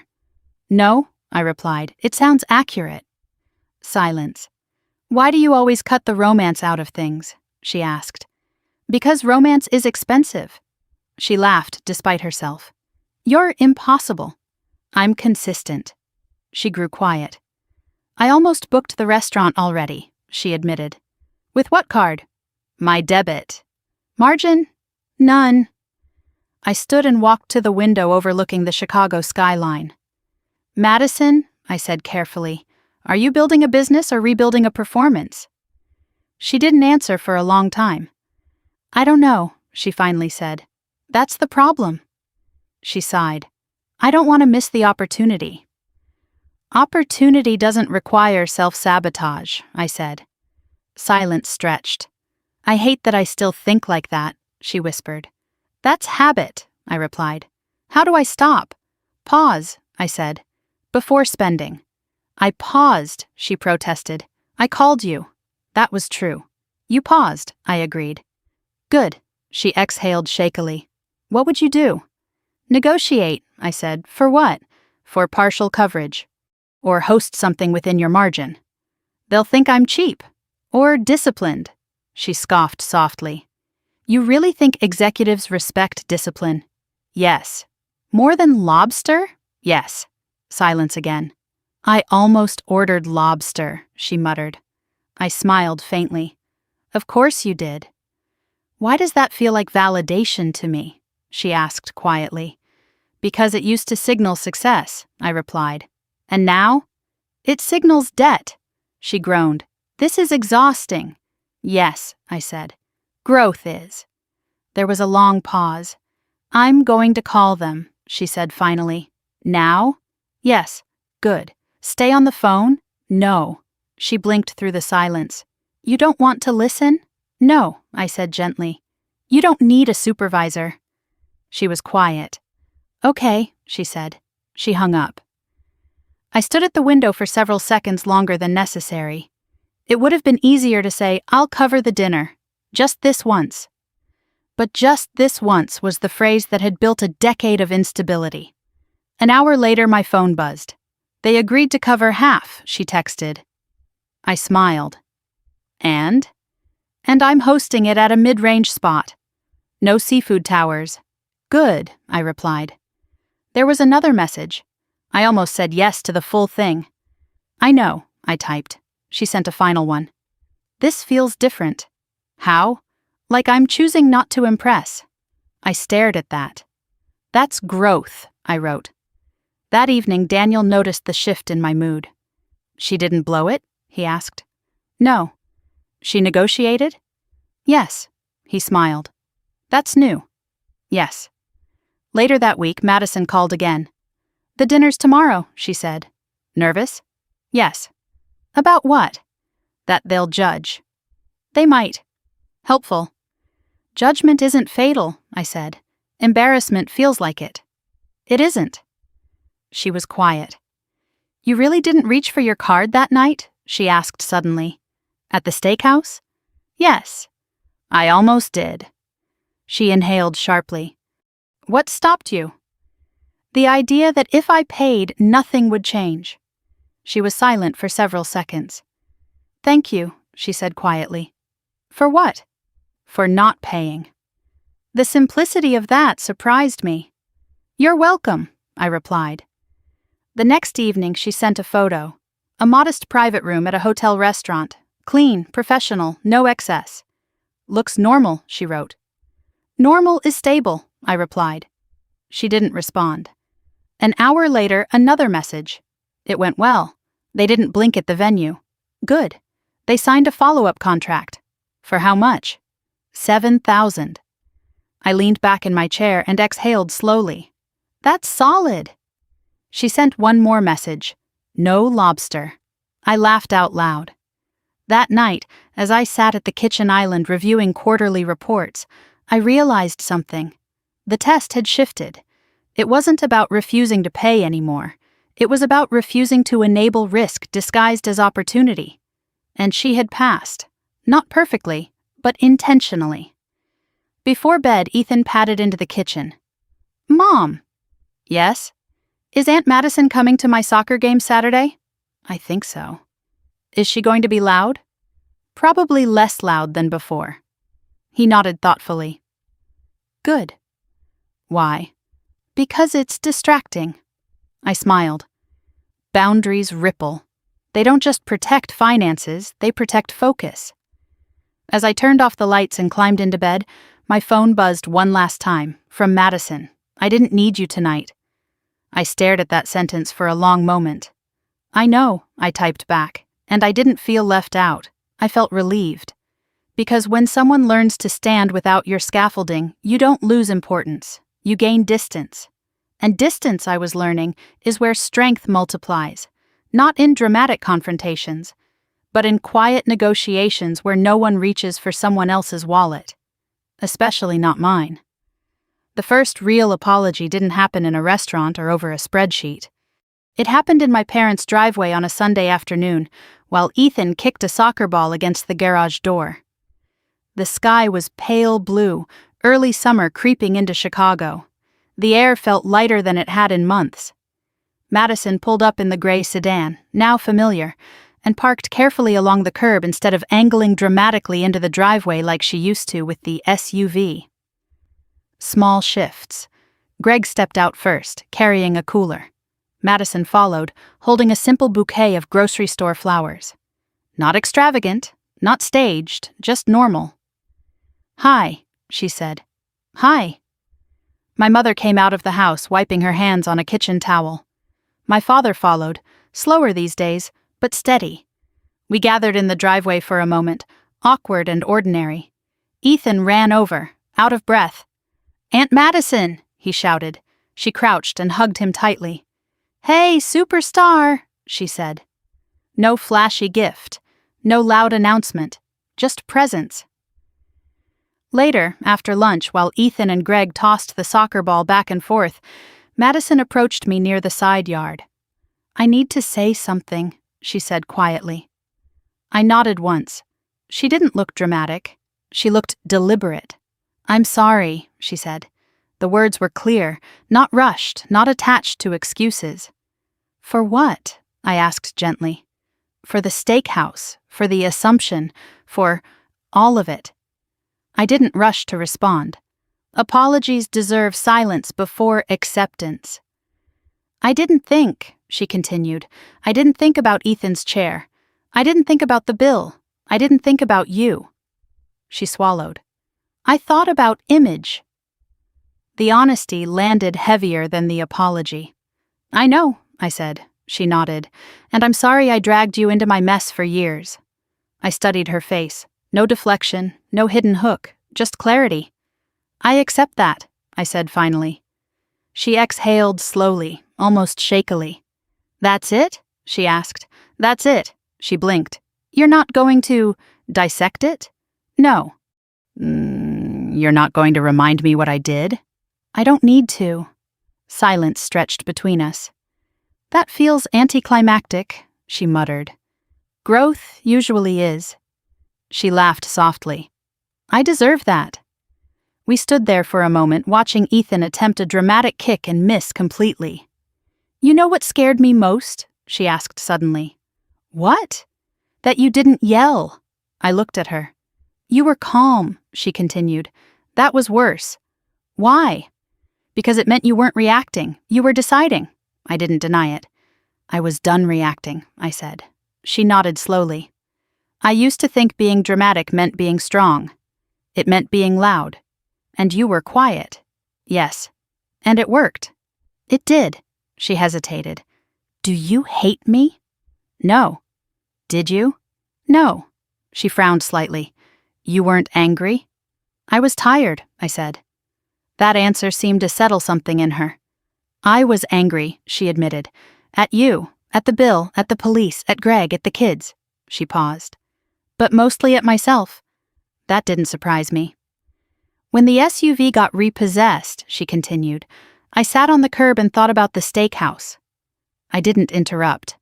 I realized you weren't humiliating me, she said. You were exposing me. Yes. And exposure felt cruel. It felt necessary, I replied. She nodded slowly. I know that now. Across the yard, my father laughed at something Ethan said. The sound carried easily. I always thought you were lucky, she said quietly. With what? With stability, with discipline, with Daniel. I chose those, I replied. I know. She wrapped her arms around herself briefly. I chose chaos, she admitted. You chose impulse, I corrected gently. Same thing. Not exactly. She tilted her head slightly. You still won't call it chaos? No. Why? Because chaos implies you didn't have control. She stared at me. You think I did? Yes. She looked down at the grass. That's harsher than chaos. It's honest. She absorbed that slowly. I didn't think you saw me that clearly, she said. I always did. Then why didn't you say something sooner? I did, I said. She thought about that. You did, she admitted.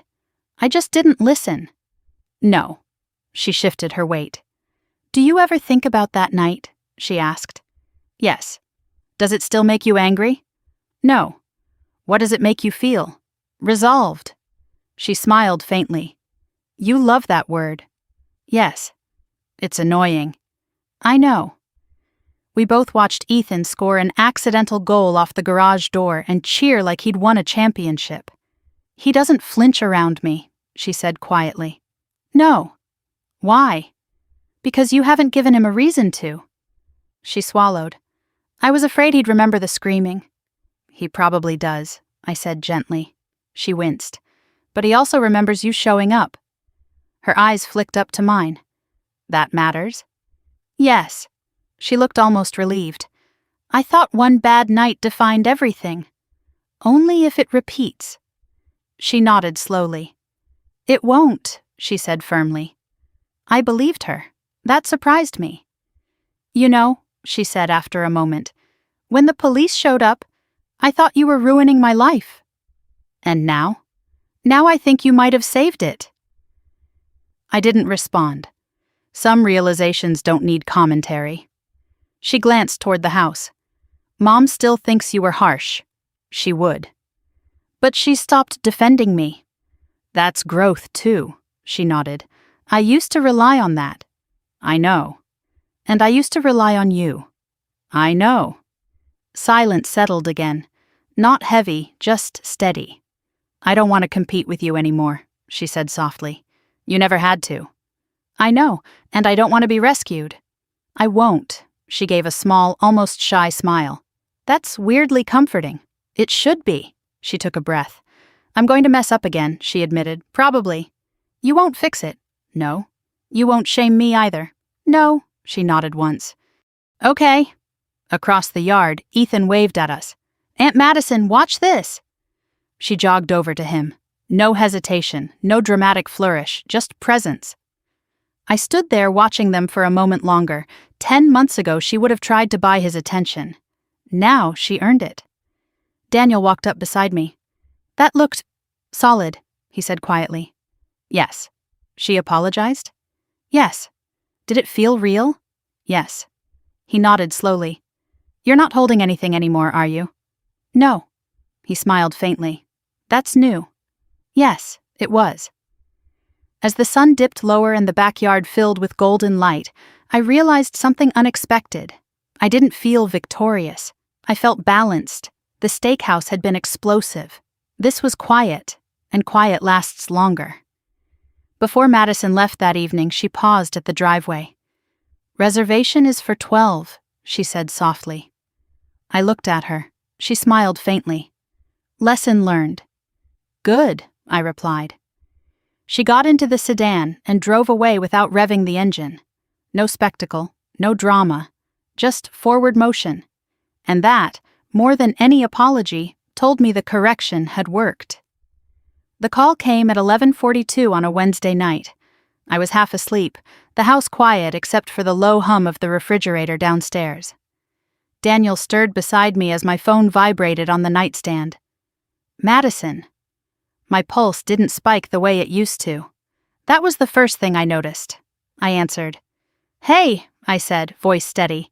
There was no screaming, no panic, just breathing. Are you awake? She asked quietly. I am now. Sorry. What's going on? Silence stretched for a few seconds. Greg lost his overtime. I sat up slightly against the headboard. For how long? Indefinite. Reason? Company cutbacks. I nodded slowly, even though she couldn't see me. Okay. That single word seemed to surprise her. Okay? She repeated. Yes, okay. She exhaled sharply. I don't have margin for this. I know. There was a faint tremor in her voice. We were finally getting ahead, she said. Finally. Are you behind on anything yet? No. Good. Silence again. I almost asked Dad for money, she admitted. Did you? No. Good. She laughed weakly. You're very predictable. Yes. I wanted to ask you, she said. I figured. And? You didn't. No. Why? I imagined the steakhouse. I leaned back against the headboard. What about it? The way you didn't flinch. That again. That wasn't about not flinching, I said. It was about not stepping in. I know. Another silence. So what do we do? She asked finally. We. That word used to mean shared financial rescue. Now it meant shared conversation. You revised the plan, I said. How? Start with expenses. I already cut everything. Cut again, she groaned softly. There's nothing left. Subscriptions? Gone. Streaming? 1. Cell plan? Basic. Insurance? Shopped. Food? Already strict. Then income, I said. I can't just manifest money. No, I replied calmly. But you can increase output. How? More contracts. It's not that simple. No, I agreed. It's not. Silence. I'm scared, she admitted. That was new. I know, I said. I hate this feeling. What feeling? That I'm one unexpected expense away from drowning again. I closed my eyes for a moment. That feeling is honest, I said. It's exhausting. Yes, but you're not drowning, I added. Not yet. You're aware. She didn't respond immediately. I used to numb this with spending, she whispered. I know. Wine, shopping, dinners. I know. I don't have that option now. No. And that's loud. What is? The anxiety. That made sense. When you remove distraction, you hear reality more clearly. What are your numbers right now? I asked. She sighed. Emergency fund is at $1,200. Good. Debt still around $42,000. Okay. Mortgage current. Good. She exhaled again. I don't want to ask you for money. I know. I don't want to ask anyone. Good. Stop saying good, she muttered. I almost smiled. You want reassurance or structure? I asked. Both. You'll get structure, I said. She groaned softly. Of course. Map worst case scenario, I continued. I hate worst case. Do it anyway. Silence. Okay, she said reluctantly. If Greg's income drops by 20%, what shifts first? Extra debt payments. Good. What else? Freelance ramp up. How? Cold emails. Do it. I already did some. More. She sighed again. You make it sound like a military plan. It is. Life shouldn't feel like war. It shouldn't feel like denial either. That quieted her. I almost called Dad, she said again. And? I pictured Mom crying. That's not helpful, I said. No. And I pictured you saying no. I would have. I know. Silence. I don't want to resent you, she said suddenly. You won't. How do you know? Because I'm not your solution. She didn't argue.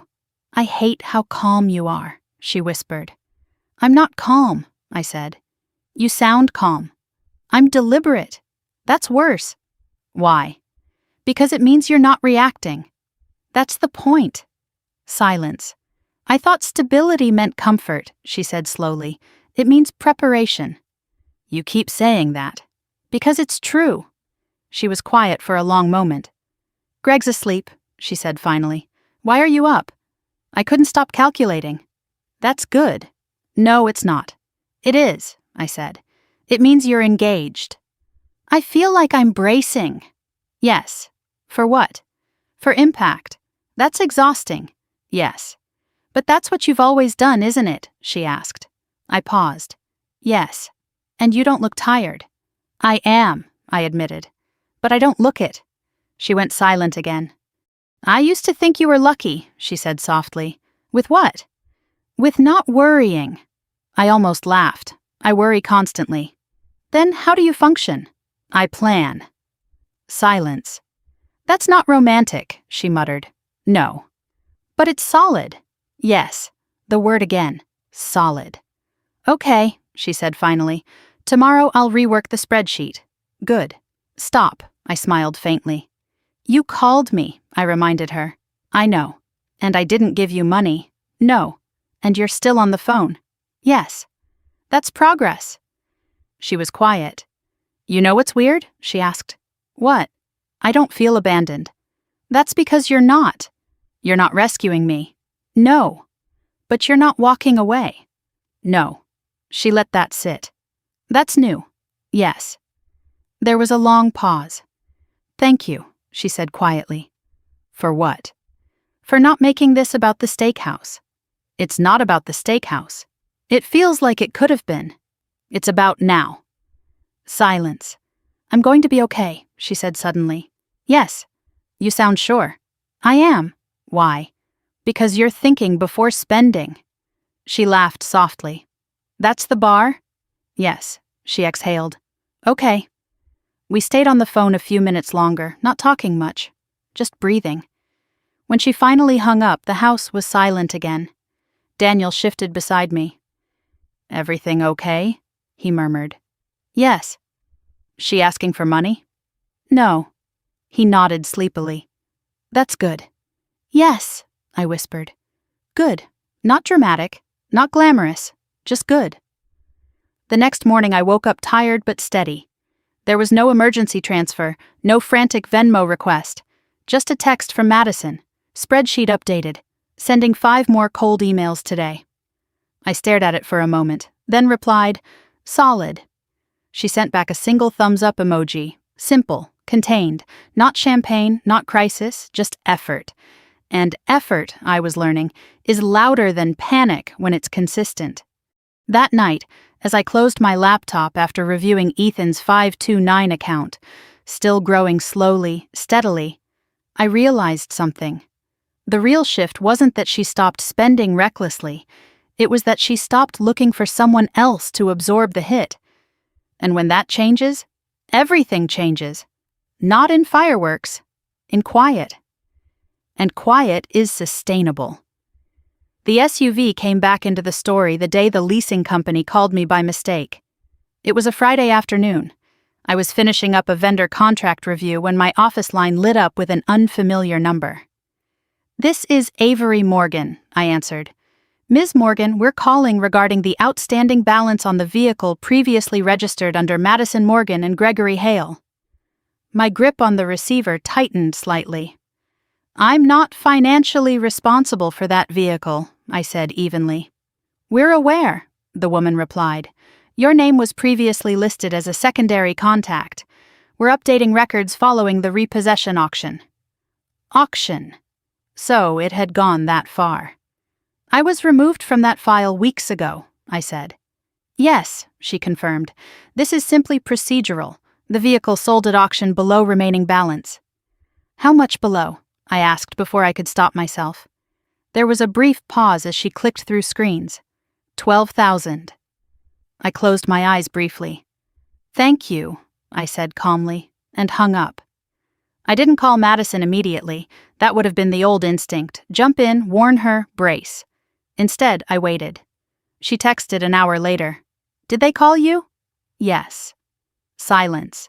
Then, we knew it would sell low. How much? I typed. 12,000. So she knew. And? We're negotiating a settlement. Good, I replied. There was a longer pause this time. I keep thinking about that steakhouse bill, she wrote. In what way? If you'd paid that night, I would have still believed someone would absorb the SUV. I read that twice. Probably, I answered. She sent another message. It's humbling to realize how far denial stretches. Yes. I waited for accusation. It didn't come. Instead, another text. Greg said something last night. What? He said we were living like inheritance was guaranteed. That hit. There was no inheritance, just assumptions. What did you say? I asked. I said we were living like Avery was inheritance. The honesty startled me. And now, I typed, now we're living like no one is. I leaned back in my office chair and let that settle. That was the shift. For years, she had lived as if rescue was predictable. Now, unpredictability was reality. That evening, she called. We're meeting with the leasing company Monday, she said. Okay. They offered a payment plan. Terms? 4 years. Interest? Low. Can you manage it? Yes. I paused. Then do it. You're not going to analyze it? You already did. She exhaled softly. That feels strange. What does? Making a decision without expecting you to dissect it. I almost smiled. You can handle it. Can I? Yes. She went quiet. I'm tired of proving you right, she muttered. You're not proving me right, I said. You're proving yourself stable. She let that sit. Monday came and went without drama. No frantic messages, no requests. Just a short text at 5:30 p.m. settlement signed. Payment manageable. Good, I replied. She sent another message. I cried in the parking lot. Why? Because no one else was fixing it. I stared at the phone, and we still managed. I let out a slow breath. That was the moment. The first time she faced a financial consequence entirely on her own and survived it. That night, my parents came over unexpectedly. My mother's face was pale. We heard about the SUV, she said quietly. Yes, I replied. Are they okay? They signed a settlement. My father sat down heavily at the kitchen table. I offered to cover it, he admitted. And? I asked. She said no. I didn't react. She said they had it handled, he continued. There was something like awe in his voice. She's never said no to help before, my mother whispered. No, I agreed. We sat there for a moment. She's different, my father said finally. Yes. And you're not pushing her? No. You're not advising. Only when she asks. My mother looked at me carefully. I used to think you were too hard on her, she said. And now? I think we were too soft. That admission felt heavier than any apology Madison had offered. She used to panic, my father said quietly. Now she calculates. I almost smiled. Yes. They left after dinner, subdued but thoughtful. Later that week, Madison came by with Greg. Not with paperwork this time, with a folded sheet of paper. What's that? I asked. Budget projection, she said. She laid it on the kitchen counter. 4 years mapped out. Debt decreasing steadily. Emergency fund rising slowly. Income projections conservative. No sudden windfalls, no dramatic jumps. Just steady reduction.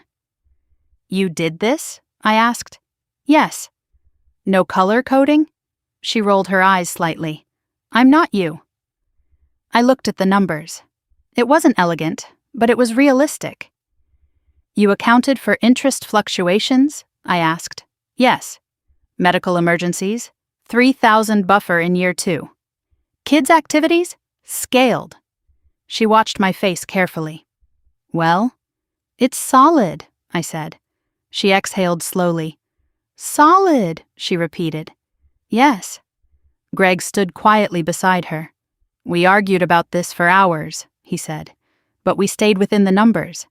That's discipline, I replied. Madison leaned against the counter. I thought discipline meant restriction, she said. It means alignment. With what? With reality. She nodded slowly. I keep replaying that night in my head, she admitted. The screaming? Yes. And? I see myself now, and I cringe. That's growth, I said. It's embarrassing. Yes. But I don't feel angry at you anymore. That's good. I feel grateful. I didn't respond immediately. Gratitude used to be currency she spent carelessly. Now it felt earned. Don't be grateful, I said finally. Be consistent. She laughed softly. You really don't let up. No. She grew quiet again. You know what's strange? She asked. What?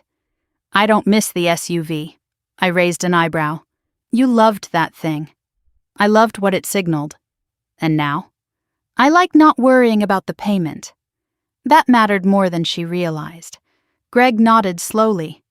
It was leased furniture on wheels, he said. Madison groaned. Don't start. I smiled faintly. Laminate is underrated, I said. She laughed. The sound wasn't sharp or defensive. It was lighter. When they left, I stood in the doorway watching the gray sedan pull away. No spectacle, no revving engine, just forward motion. I went back inside and opened Ethan's college fund again. The number had grown steadily. Not dramatically, just predictably. Compound interest, compound discipline, compound boundaries. That night, as I sat at the kitchen table alone, I thought about something Madison had said. We were living like Avery was inheritance. That line echoed. I had never meant to be safety net. But I had allowed it. And allowance creates expectation. Expectation creates dependency. Dependency creates resentment. The steakhouse had been loud. The SUV had been expensive. But the real correction was quiet. It was in settlement papers signed without my name, in budgets drawn without my oversight, in parents offering rescue and hearing no, in a sister who finally understood that stability isn't inherited, it's built. And once built, it doesn't need to be flashy, it just needs to hold. That night, for the first time in a long time, I didn't think about what might collapse. I thought about what was finally standing on its own. The post went up on a Sunday afternoon. I wasn't expecting it. I was folding laundry in the living room when my phone buzzed repeatedly with notifications. At first, I ignored them. Family group chats had a way of reigniting minor things into unnecessary debates. Then Daniel walked in, holding his own phone. Have you seen this? He asked carefully. Seen what? He handed me the screen. Madison had posted. Family isn't about who pays the bill. It's about who shows up when you fall.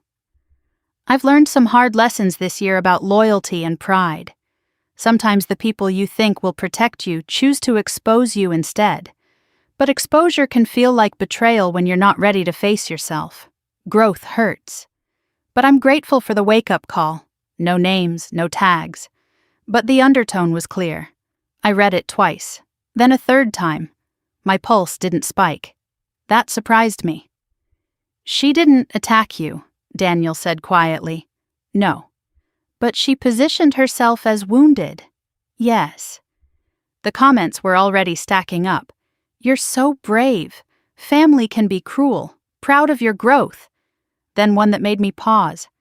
Sometimes tough love is the only love that sticks. That one had more likes than the others. Interesting. I didn't comment. I didn't react. But 10 minutes later, my phone rang. Madison, I answered. You saw it, she said. Yes.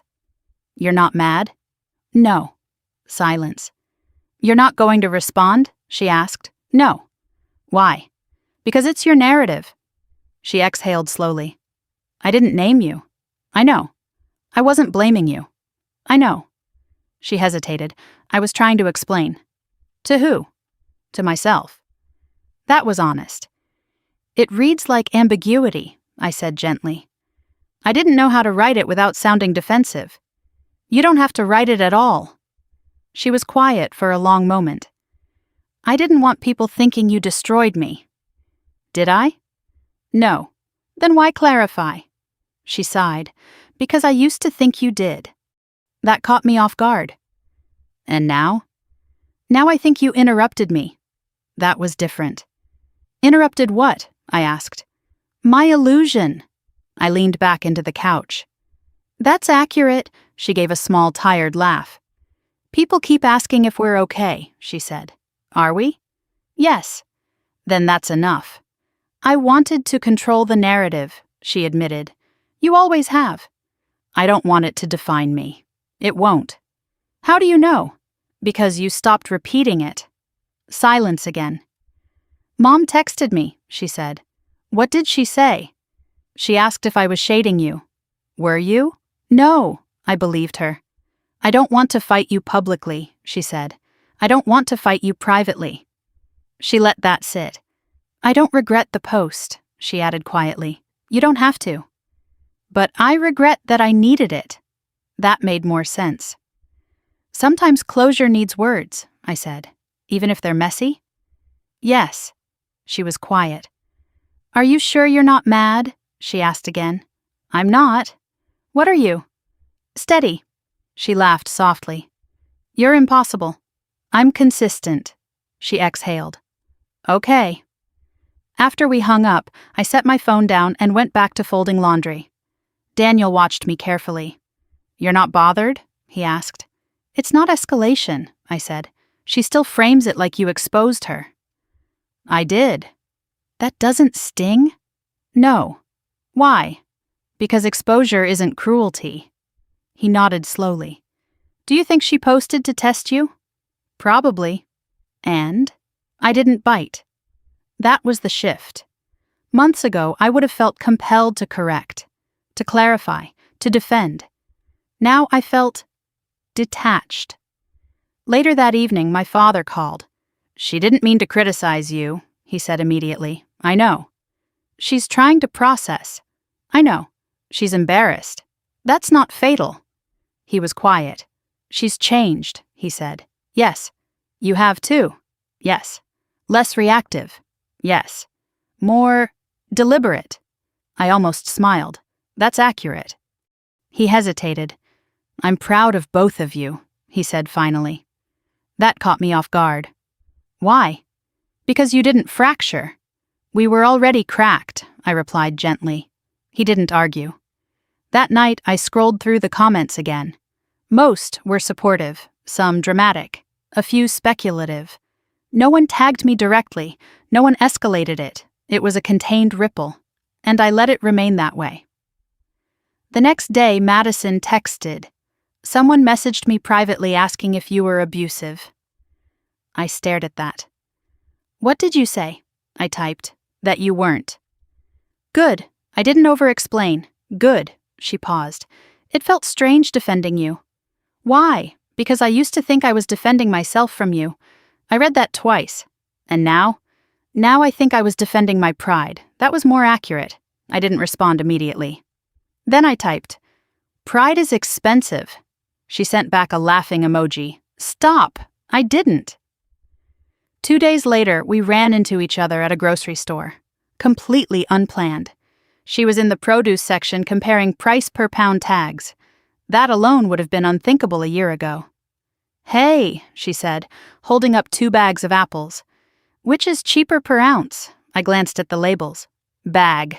Thought so. We stood there for a moment, awkward but calm. I almost deleted the post, she admitted. Why? Because I didn't want you thinking I was blaming you. I don't, she studied my face. You're not curious what people are saying? No. Really? Really? She shook her head slightly. You don't chase narrative. No.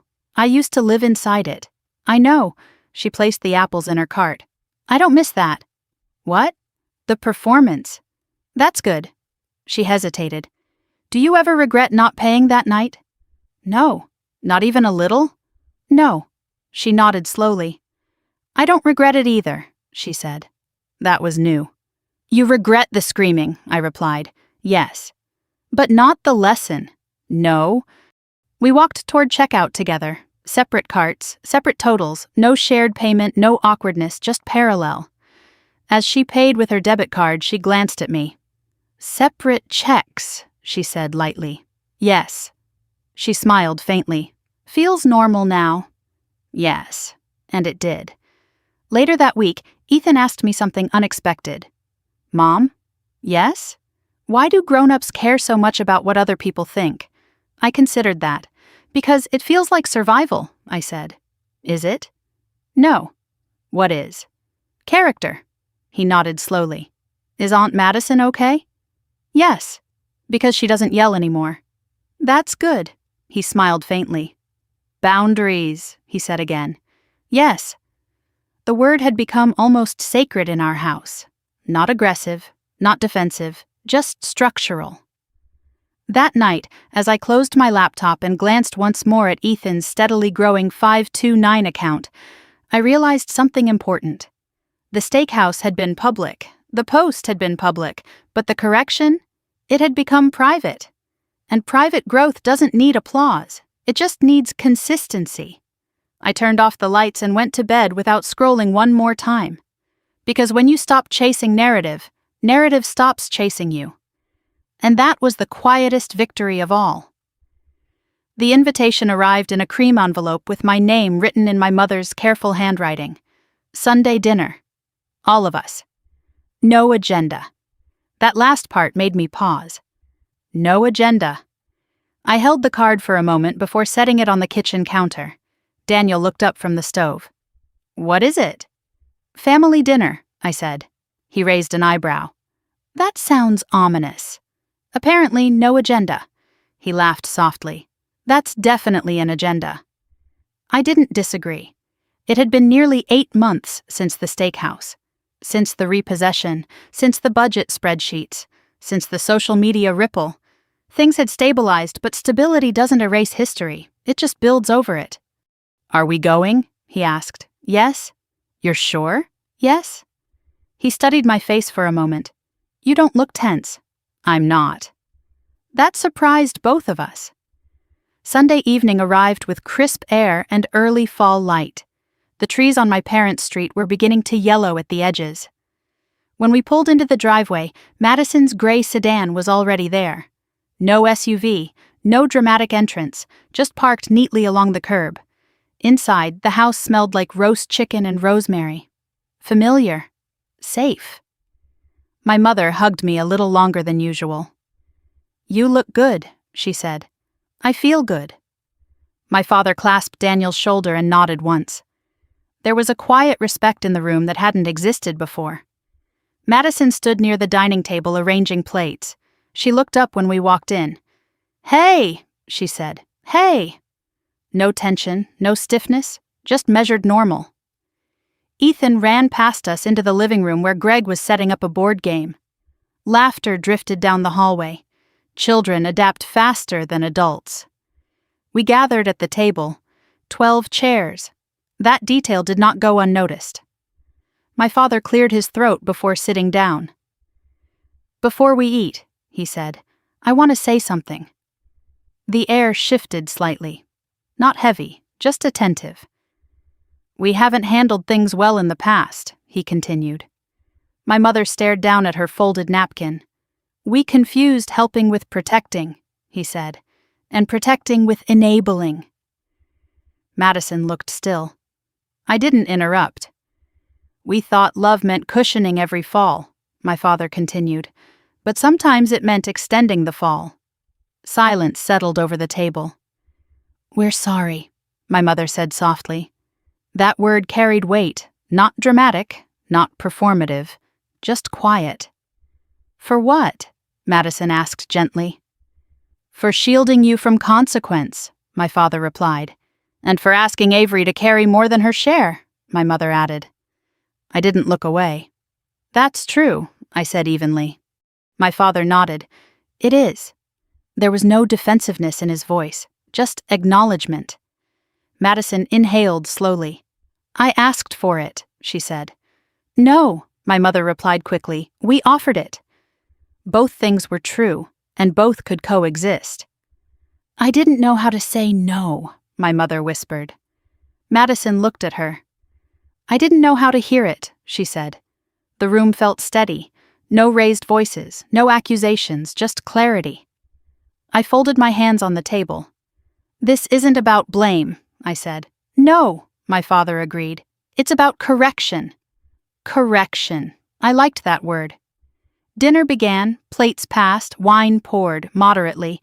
No expensive labels, no overindulgence, just enough. Greg leaned over to me quietly at one point. I was angry at you, he admitted. I know. I thought you humiliated us. Yes, I don't think that anymore. What changed? I realized humiliation requires denial. I met his eyes. And? I was in denial. I nodded once. That's honest. He exhaled slowly. I needed that, Bill. I almost smiled. Most people don't say that. I wouldn't have said it 6 months ago. We ate in relative calm. Conversation drifted toward normal things: work, school, weather. The tension that once clung to these dinners was absent. Not because history vanished, but because it had been confronted. After dessert, my mother brought out coffee. Madison stood up unexpectedly. I need to say something too, she said. The room quieted again. I used to think Avery was rigid, she began. I didn't react. I thought she was cold, calculating, harsh. She swallowed.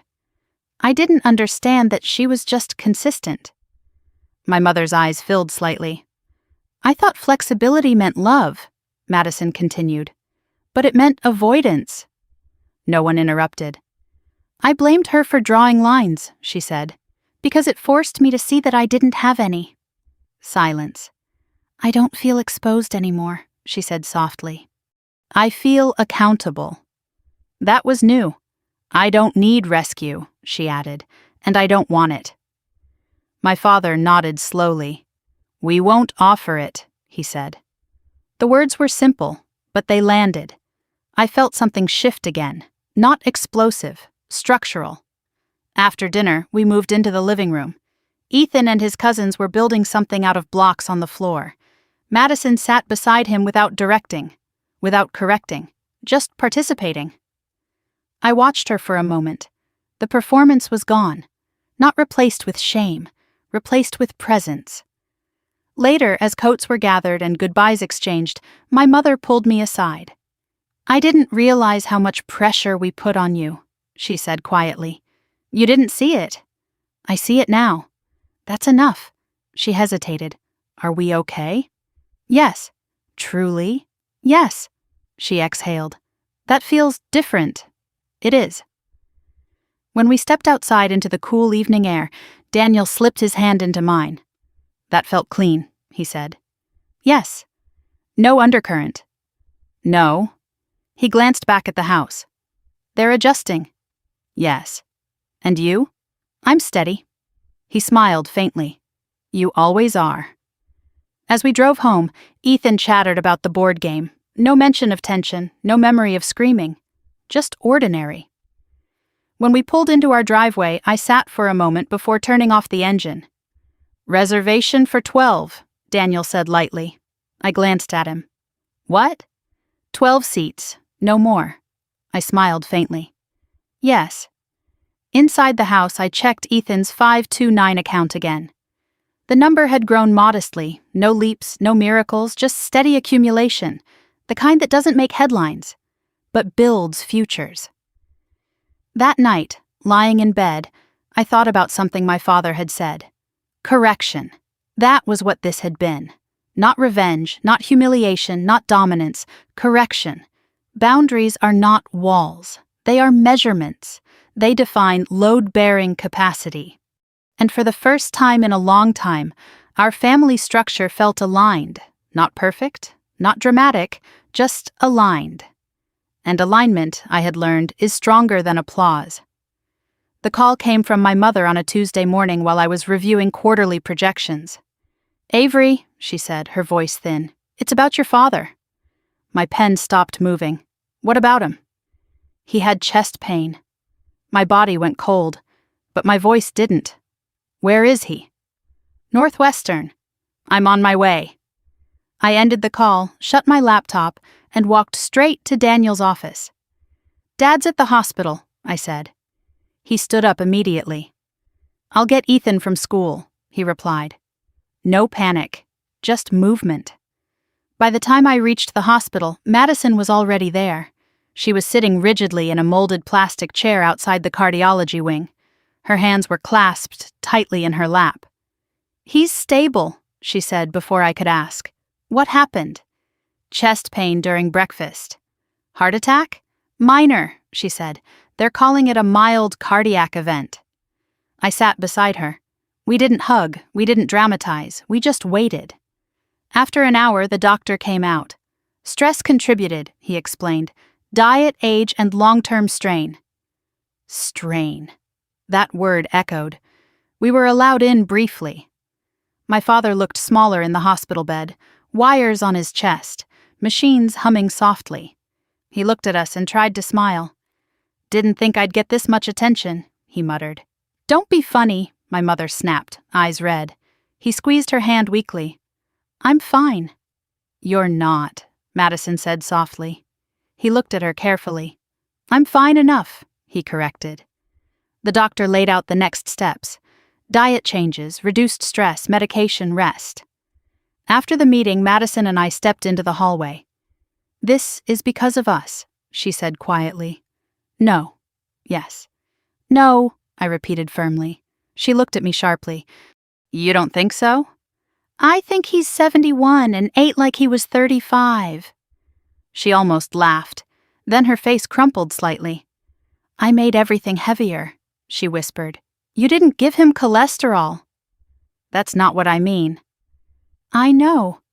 She leaned back against the wall. I thought I was the fragile one, she said. You were. And now he is, I shook my head. He's human. Silence. I don't want to stress him anymore, she said. Then don't. She looked at me. That simple? Yes. It's not. It is. She stared down at her shoes. I used to call him whenever I panicked, she admitted. I know. And he'd try to fix it. Yes. I can't do that anymore. No. She swallowed. I won't. That mattered. When my father was discharged 2 days later, we all gathered at my parents' house to organize the kitchen. Low sodium, less red meat, more vegetables. Madison stood in front of the pantry holding a bag of chips.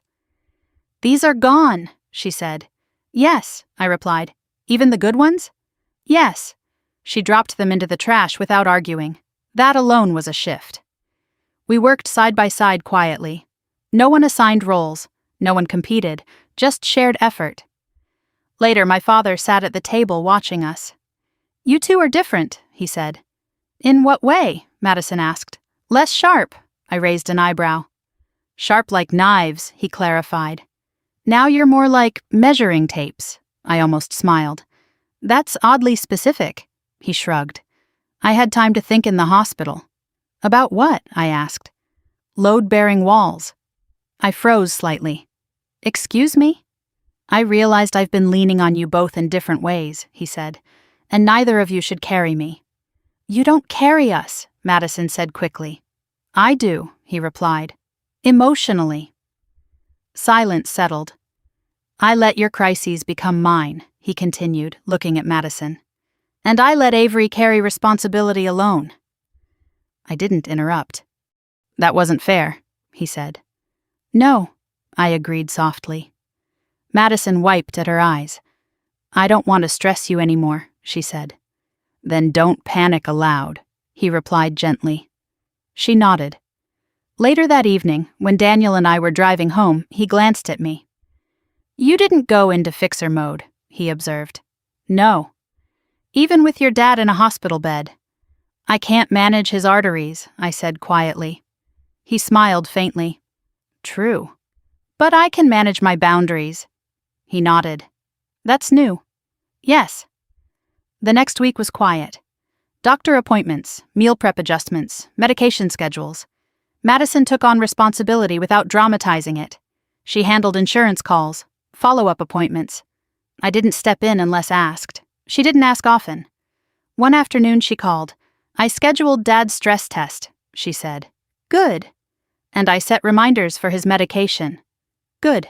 I'm not spiraling. That's good, she laughed softly. You love that word. Yes.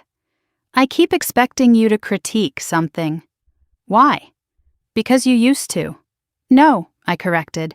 I used to intervene. She went quiet. There's a difference? Yes. She absorbed that. I don't want to be your project, she said suddenly. You're not. Was I? Yes. Silence. I didn't know how not to be. You're learning. She exhaled slowly. I think Dad's heart scare scared me more than the repo. Why? Because money feels recoverable. People don't. That was true. I sat with that thought long after we hung up. The steakhouse had been about pride, the SUV about denial, but this was about fragility, and fragility changes priorities. That Sunday, we gathered again at my parents' house for a low-sodium dinner. No wine, no heavy desserts, just grilled chicken and roasted vegetables. Madison handed my father his medication without being prompted. He took it without resistance. Separate checks, he joked weakly. Madison smiled. Separate stress, she replied. I looked at her. She wasn't joking. She meant it. After dinner, as we stood in the kitchen washing dishes, she spoke quietly. I used to think money was the biggest issue. It wasn't. No. It was boundaries. Yes. And fear, she added. Of what? Of being ordinary. I turned toward her. You are ordinary. She laughed. Exactly. And that's fine. Yes. She dried her hands slowly. I don't need to impress anyone anymore. That's exhausting anyway. Yes. We stood in silence for a moment. You didn't rescue me, she said softly. No. And you didn't rescue Dad. No. But you stayed. Yes, she nodded. That's different. It was.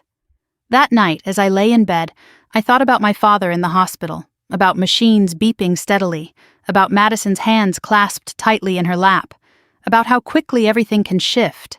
The steakhouse had felt like a war. This felt like maintenance. Maintenance is quieter, but it lasts longer. Boundaries don't just protect money, they protect hearts. And for the first time, I understood that drawing a line had saved more than a dinner bill. It had reduced strain. On all of us. And strain, left unchecked, breaks things. We were no longer breaking. We were recalibrating, and that felt stronger than any public victory. The holiday season came quietly that year. No dramatic group texts, no frantic last-minute dinner reservations, no subtle financial probes disguised as tradition. Just a simple message from my mother in early November. Thanksgiving at your place this year, if you're willing. I stared at the screen for a moment. 2 years ago, that message would have come with unspoken assumptions. This time it felt respectful. Yes, I typed back, but we'll keep it small, 12 seats. She replied almost instantly. 12 is perfect. I didn't miss the significance. When I told Daniel, he smiled. Still 12, he said. Always 12. Does that number comfort you now? It anchors me. He nodded. It used to represent conflict. Yes. And now? Structure. That felt accurate. The week leading up to Thanksgiving was calm. Madison texted asking what she could bring. Not performatively, not competitively, just plainly. Vegetables or dessert? She asked. Vegetables, I replied. Roasted Brussels sprouts. Done. No negotiation, no subtle testing. Just alignment. On Thanksgiving morning, I woke before sunrise. The house was quiet. I moved through the kitchen methodically. Turkey in the oven. Timers set. Side dishes staged. I wasn't bracing. I was preparing. There's a difference. By noon, the house filled with the smell of rosemary and garlic. Ethan hovered nearby, asking if he could help. You can set the table, I said. 12? He asked automatically. Yes. He counted the plates carefully. No extras, no folding chairs in the corner, just 12. At 1:30, Madison arrived. She stepped out of the gray sedan wearing a wool sweater and jeans. No designer bag, no dramatic entrance, just a casserole dish balanced carefully in her hands. Hey, she said as I opened the door. Hey, she handed me the dish. They might be a little overdone, she admitted. That's fine. I measured the oil. I smiled faintly. I'm proud of you." She rolled her eyes. "Don't start." But she was smiling. My parents arrived next. My father looked healthier, thinner, more deliberate. He hugged Ethan tightly. "Smells good," he said. "It's simple," I replied. "Simple's better." We gathered in the living room before dinner. No tension, no scanning for unspoken shifts, just conversation. Greg helped Daniel with the drinks: water, iced tea, a modest bottle of wine. 1. Madison caught my eye briefly. No commentary, no performance. At 3 sharp, we sat down. 12 seats, no more. My father cleared his throat. "To boundaries," he said unexpectedly. Madison laughed softly. "To growth," she added. "To structure," Daniel said. "To ordinary," I finished. We clinked glasses lightly. Dinner unfolded without incident. No one overreached. No one overindulged. No one attempted to dominate conversation. Madison asked Ethan about school. Listened, really listened. Greg talked about work overtime cautiously returning. No bragging, no inflation, just facts. At one point, my mother reached for more gravy, then paused. "Do I need to ask permission?" she teased lightly. I raised an eyebrow. "You know the limits." She smiled. We laughed. It wasn't sharp. It was shared. After dinner, while the kids cleared plates, Madison stood beside me at the sink. "You know what's strange?" she said quietly. "What?" "I'm not anxious." "That's good." "Stop," I smiled. "I'm serious," she continued. "I used to feel like I needed to prove something at these dinners." "You don't." "I know." She rinsed a plate slowly. "I don't feel smaller without the SUV," she said. "You're not." "I don't feel invisible without expensive wine." "You're not." She dried her hands. "I feel steady." I nodded. "That's better than impressive." She leaned against the counter. "I thought you were controlling," she admitted. "I was controlled." "That's different." "Yes." Silence settled between us, comfortable. "I don't think about that steakhouse night with anger anymore," she said softly. "What do you think about?" "The chair." I looked at her. "Ethan's chair," she clarified. I swallowed. "I see it now." "That's growth," I said. "It hurts less," she replied. Later, as dessert was served, my father looked around the table. "This feels lighter," he said. "It is," my mother replied. "Why?" he asked. "Because no one's waiting to be rescued," Madison answered quietly. That was the truth. No safety net being stretched thin, no hidden expectations under the table. Just food, just presents, just 12 seats. After dinner, Ethan pulled Madison into the living room to show her his latest Lego build. She knelt beside him without checking her phone, without posing for photos, just building. I watched for a moment. No performance, no narrative, just participation. Daniel joined me near the doorway. "You're not scanning the room," he observed. "No." "You used to." "I know." "What changed?" "I stopped preparing for collapse." He nodded slowly. "That's powerful. It's peaceful." When my parents left later that evening, my mother hugged me tightly. "You've built something solid here," she whispered. "I didn't build it alone." She pulled back slightly. "No," she said, "but you held it." Madison lingered in the doorway after Greg and the kids walked ahead. "I'm not embarrassed anymore," she said quietly. "About what?" "About needing correction." I looked at her carefully. "That's rare." "I know." She hesitated. "I don't want to go back." "You won't." "How do you know?" "Because you like steady now." She smiled faintly. "Yes," she admitted. "I do." She stepped outside into the cool evening air. I watched her drive away slowly. No rush, no show, just ordinary. Inside, as we stacked dishes and turned off lights, I felt something settle deeper than relief. It wasn't triumph. It wasn't even closure. It was equilibrium. The steakhouse had been a rupture. This was restoration. Not flashy, not loud, just consistent. Later that night, as I checked Ethan's college fund one more time, still growing, still compounding, I realized something. That number represented more than tuition. It represented discipline. It represented restraint. It represented saying no when yes would have been easier in the moment. And as I turned off the screen, I understood something else. We weren't a fractured family anymore. We weren't perfect. But we were aligned. And alignment is stronger than performance. 12 seats, 12 boundaries, 12 people choosing structure over spectacle. That was enough. The anniversary of that night arrived without warning. Not on a calendar, not with a notification. Just a quiet awareness when I drove past the steakhouse on my way home from a supplier meeting downtown. The sign was the same. Polished brass letters. Valet stand out front. Soft amber lighting visible through the windows. I slowed slightly at the light. Daniel noticed. "You're thinking about it," he said. "Yes." "Does it still feel sharp?" "No." "What does it feel like?" "Distant." He nodded. "Do you want to go back?" The question hung there. I didn't answer immediately. "I think so," I said finally. "That's new." "Yes?" The next day I texted Madison. "I'm thinking about having dinner at that steakhouse next week. Just us and Ethan. 1 year. There was a long pause before she replied. "That's bold. It's neutral." Another pause. "Do you want me there?" I stared at the screen.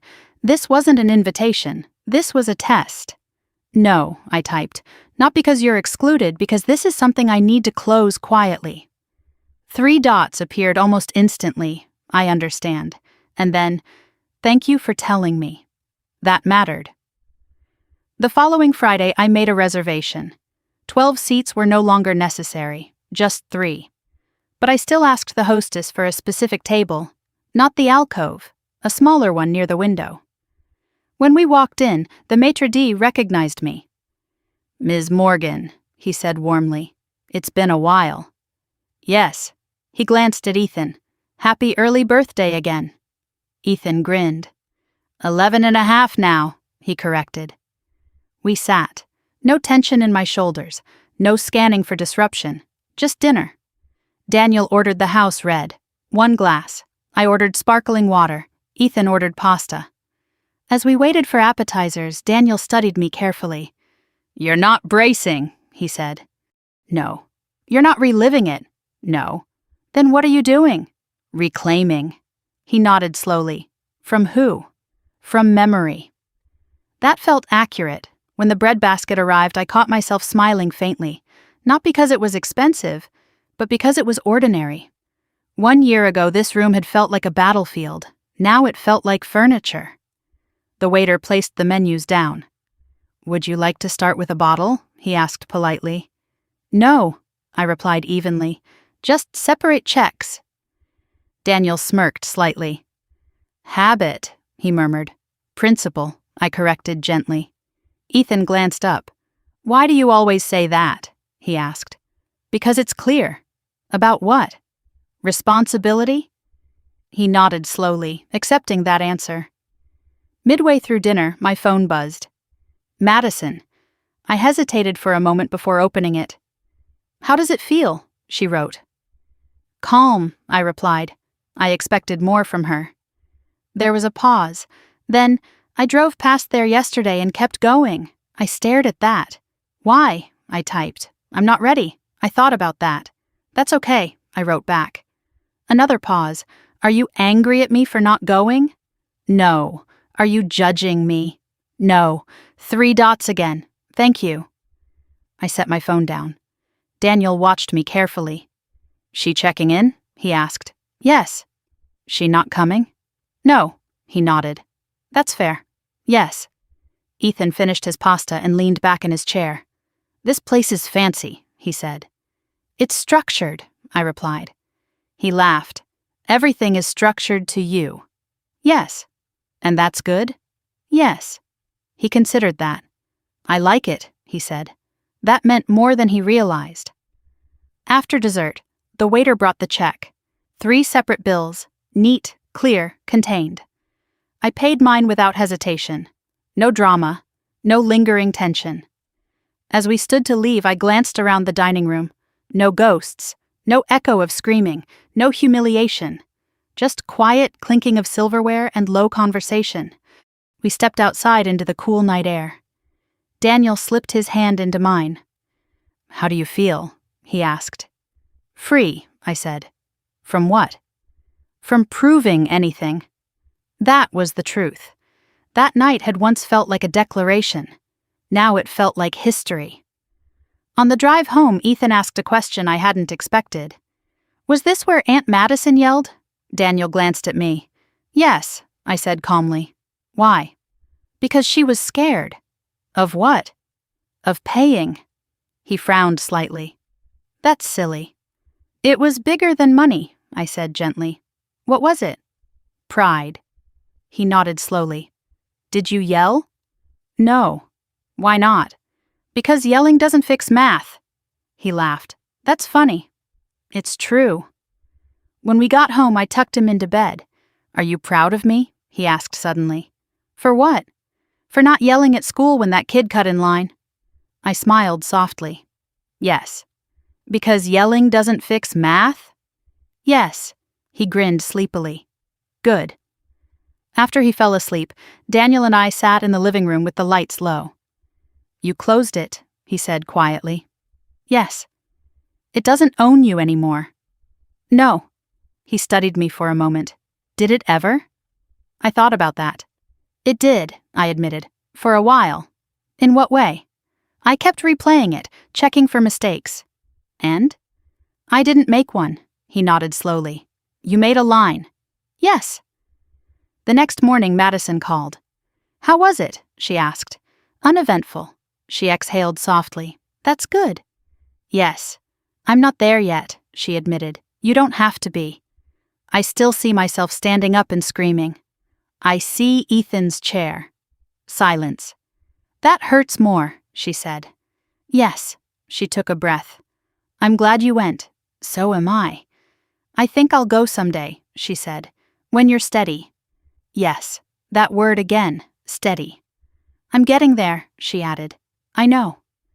We didn't talk long. There was no need. Later that afternoon, I logged into Ethan's 529 account again. The original $1,247 I had redirected into it a year ago had grown. Not dramatically, but measurably. Interest compounds quietly.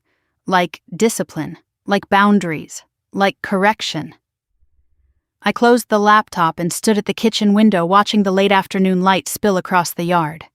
I thought about the restaurant, about the screaming, about the repo, about the hospital, about Thanksgiving, about vegetables measured carefully in oil, about separate checks. None of it felt sharp anymore, just integrated. There are moments that define you, and then there are moments you redefine. That steakhouse used to be the site of rupture. Now it was just a building with decent pasta and predictable lighting. And that was the final shift. Not that the story disappeared, but that it stopped dominating the narrative. I had drawn a boundary. Madison had crossed it once. And then she had learned to see it, not as punishment, as structure. And structure, once respected, becomes invisible, which is exactly how it should be. I turned off the kitchen lights and went upstairs without checking my phone one more time, because when a memory stops demanding rehearsal, you know it no longer controls you. And that was the quietest victory of all. The letter arrived on a Tuesday afternoon, tucked between utility bills and a catalog Ethan had already circled in red marker. It was addressed to Madison, but the return address was unfamiliar. Out of state, formal, corporate. I didn't open it. I texted her instead. "Mail here for you. Looks official." She called within minutes. "Don't open it," she said immediately. "I wasn't going to." "I think I know what it is." Her voice was steady. That alone told me something had changed. "What?" I asked. "Settlement offer." "For what?" "Credit card consolidation lawsuit." I leaned against the kitchen counter. "They escalated?" "Yes." "Amount?" $34,000 remaining. That was lower than before. "You've been paying," I said. "Yes." "But?" "They're offering a lump sum reduction." "For how much?" 24. Silence. "That's significant." Yes. But we don't have 24,000, she added quickly. I assumed. She exhaled slowly. I'm not asking you, she said before I could speak. I know. I just needed to say it out loud. Okay. There was no panic in her voice, just calculation. What are you thinking? I asked. Liquidate savings. All of it? Yes. That leaves what? 600. That's thin. I know. Alternative? Continue payments for 3 more years. Interest would eat a chunk of that. You ran the numbers? I asked. 3 times. And? The settlement saves 8,000. That's real. Yes. But it empties cushion. Yes. Silence stretched between us. I hate this, she admitted quietly. Which part? Choosing between security and progress. I didn't respond immediately.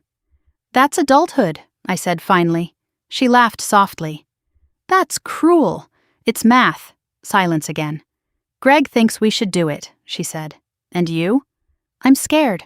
Of what? Of being back at 0. You're not at 0, I said. 600 feels like 0. It's not. But it feels like it. I know. She was quiet for a long time. I don't want to borrow, she said. You won't. I don't want to ask Dad. You won't. I don't want to ask you.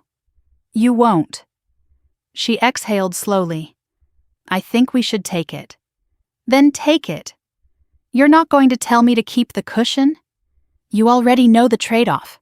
I want you to say it. No. Why? Because this is yours. Silence.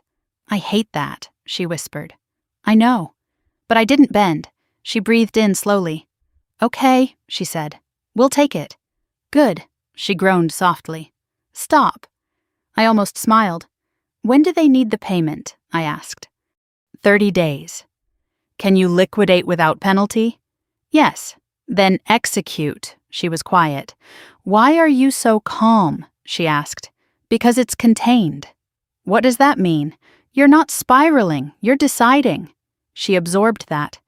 That feels different, she said. It is. The next week moved quickly. Paperwork, transfers, wire confirmations. Madison texted me the morning after they wired the funds. It's done. How do you feel? I asked. Like I jumped off a cliff and didn't die. That's growth, I replied. Stop. She added another message. I cried when the confirmation email came through. Why? Because it's the first time I paid something down instead of pushing it forward. That mattered. A week later, the official settlement confirmation arrived. Debt reduced, balance cleared, account closed. She called me that night. It's official, she said. Yes. I'm not in debt anymore. Yes. I keep waiting for a catch. There isn't one. Silence. I'm proud of myself, she said carefully. You should be. That feels strange. Why? I'm used to someone else being proud for me. You don't need that. She let that settle. I used to think money was power, she said. It's leverage. Over what? Choices. Silence. I feel lighter, she admitted. Yes, but also exposed. How? No cushion. You'll rebuild it. I know. She paused. I don't regret not asking you, she added. I know. I wanted to. I know. But I didn't. That's the point, she laughed softly. I used to resent you. I know. For not softening. I know. And now I'm grateful you didn't. I didn't respond immediately. Don't say anything, she added quickly. I wasn't. Good. That weekend we all gathered at my parents' house again. No special occasion, just Sunday dinner. Madison looked different, not flashy, not dramatic, just upright. Greg hugged my father a little longer than usual. My mother set down a simple salad, no excess. My father looked around the table. I heard the news, he said. Madison nodded. It's done. Paid? Yes. He leaned back in his chair slowly. That's impressive. She shook her head. It's disciplined. I glanced at her. She caught it and smiled faintly. After dinner, while clearing dishes, she spoke quietly beside me. "I almost called you when the wire went through." "Why?" "Because I felt empty." "Empty?" "Like I'd cut something away." "You did." "And I didn't know what would fill it." "What did?" "Relief." She exhaled softly. "And quiet." I nodded. "That's healthy." She rinsed a plate slowly. "I used to fill silence with spending." "I know. Now I just sit in it." "That's stronger." She smiled faintly. "I don't hate that steakhouse anymore," she said. "Good. I don't hate you for it." "I know. I think it saved me." Silence. "Don't get smug," she added quickly. "I won't." Later that night, I checked Ethan's college fund again. The compounding had continued. Small gains, consistent, predictable, like boundaries, like settlements, like discipline. I thought about Madison wiring away nearly all her savings, about choosing reduction over comfort, about sitting with $600 and not collapsing. That was new, not glamorous, not dramatic, but solid. A year ago, she had screamed over $1,247. Now she had voluntarily wired $24,000 to erase debt. Without screaming, without asking, without collapsing. That was correction completed. As I turned off the lights and headed upstairs, I realized something quietly powerful. The revenge wasn't the separate check. It wasn't the police cruiser. It wasn't the repo. It wasn't the Facebook post. It was this. Watching someone choose discipline over illusion. Watching someone grow without being rescued. Watching a family realign around structure instead of spectacle. That was the real shift. And it didn't need applause. It just needed consistency. And for the first time in a long time, consistency was exactly what we had. It has been exactly 1 year since I stood in the middle of that steakhouse and said no. Not whispered, not negotiated, not softened, just no. Tonight, I am back in the same city, at the same kitchen table, but the air feels different. Ethan is upstairs studying for a math test. Daniel is rinsing dishes beside me. And my phone lights up with a message from Madison. Emergency fund hit $5,000 today. I stare at the screen for a moment before smiling. "Proud of you," I type back. No emojis, no drama. Just truth. $5,000. That number isn't flashy. It won't buy a luxury SUV. It won't cover a seafood tower and 3 bottles of $150 wine.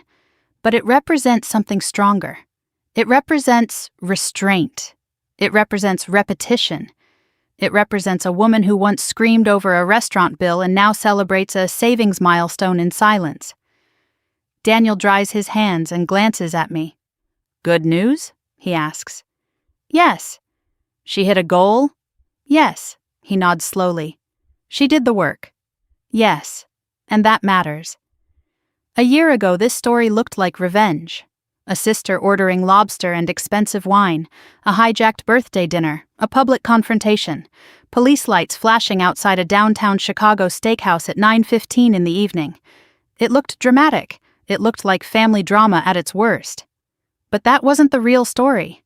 The real story started after the screaming stopped. It started when the separate checks became a boundary instead of a stunt. It started when I stopped absorbing impact. When I stopped cushioning someone else's consequences. When I stopped confusing peacekeeping with self-betrayal.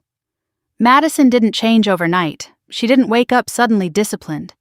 She spiraled first. She blamed me. She posted vague things on social media about betrayal. She cried in parking lots. She sat on a curb the day her leased SUV was repossessed. She faced credit card debt that had quietly grown to over $60,000. She signed settlement papers. She rebuilt from $600 in savings. She wired $24,000 without asking for rescue. She measured olive oil. She compared apples by the ounce. She paid down debt instead of pushing it forward. That is not a dramatic transformation. It is a slow one. And slow is harder. Because slow requires repetition. I walk upstairs and pause outside Ethan's room. He is bent over his desk, pencil in hand. "Mom?" he says without looking up. "Yes? Can I ask you something?" "Of course." He glances at me. "Are you still mad about that night?" "No." "Why not?" "Because it did what it needed to do." He frowned slightly. What do you mean? It corrected something. He nods slowly. Like when you don't fix your math mistake right away and it messes up the whole page. Exactly like that. He smiles faintly. So you erased it? No. What then? I stopped letting it multiply. He grins. You're obsessed with math. Yes. And boundaries. Yes. He shrugs. I think it's cool. That's enough for me. Later that evening, Madison calls. 5,000, she repeats, almost like she doesn't believe it. Yes. I keep thinking about that steakhouse bill. What about it?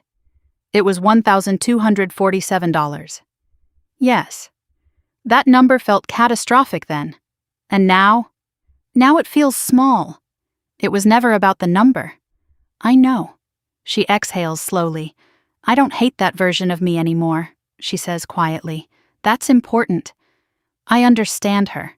That's growth. She was scared. Yes. She thought money meant safety. It doesn't. No. It means options. Yes. Silence settles between us. I used to think you were lucky, she says again. With what? With discipline, I smile faintly. It wasn't luck. I know. It was choice. Yes. She pauses. Do you ever regret not paying that bill? She asks one last time. No. Not even to avoid the police. No. Not even to avoid humiliating me? No. She exhales softly. Good. We don't say anything for a few seconds. I'm glad you didn't, she adds quietly. So am I. After we hang up, I sit alone at the kitchen table. The house is quiet. The kind of quiet that feels earned. I think about that sentence I said a year ago. Reservation is for 12, not 12-ish, not 12 plus, and not on my tab. It sounded sharp at the time. Now it sounds clear. Clarity can feel cruel to someone who benefits from confusion. But clarity is kindness to yourself. That was the real lesson. Not about Lobster, not about expensive wine, not about separate checks, about boundaries, about refusing to fund delusion, about understanding that generosity without limits isn't virtue, it's erosion, and erosion eventually collapses structures. I didn't collapse, I reinforced. Madison didn't crumble, she recalibrated. My parents stopped confusing enabling with love. My father adjusted his diet after a cardiac scare and stopped carrying everyone's stress like it was his responsibility to absorb. My mother stopped calling daily to vent anxiety that wasn't mine to carry. Greg works overtime when he needs to. They drive a used sedan, they celebrate savings milestones instead of curated appearances. And Ethan grows up watching adults correct themselves instead of pretending nothing is wrong. That is not a revenge story. It's a restoration story, but restoration starts with a hard no. If you're listening to this and you're wondering whether you should have paid that bill just to keep the peace, let me tell you something. Peace built on self-betrayal is not peace. It is delayed resentment. If you are constantly being treated like the family bank account, if every holiday turns into financial manipulation, if every birthday becomes an opportunity for someone else's entitlement, ask yourself this: are you being generous, or are you funding a fantasy? There is a difference. And sometimes the most powerful gift you can give a person who exploits you is a public, unapologetic no. Not screamed, not theatrical, just steady. I didn't humiliate my sister. Reality did. I just stepped out of the way. And once I stopped absorbing the impact, she was forced to face the weight of her own choices. That weight changed her. Not overnight, not magically, but permanently. Tonight, I look around my home, at the mortgage we can afford, at the college fund compounding quietly, at the family dinners that no longer carry tension, at the absence of chaos. And I know something for certain. You cannot live a champagne lifestyle on a beer budget, and you certainly cannot charge it to someone else's dignity. If you've ever had to draw a line with a toxic family member, if you've ever been called cold for protecting your peace, if you've ever been pressured to be the bigger person by paying for someone else's irresponsibility, I want to hear your story. Did you say yes and regret it? Or did you finally say no? Tell me in the comments. I read them. Every single one. And if this story gave you even a small amount of courage to draw your own boundary, stay here. Subscribe.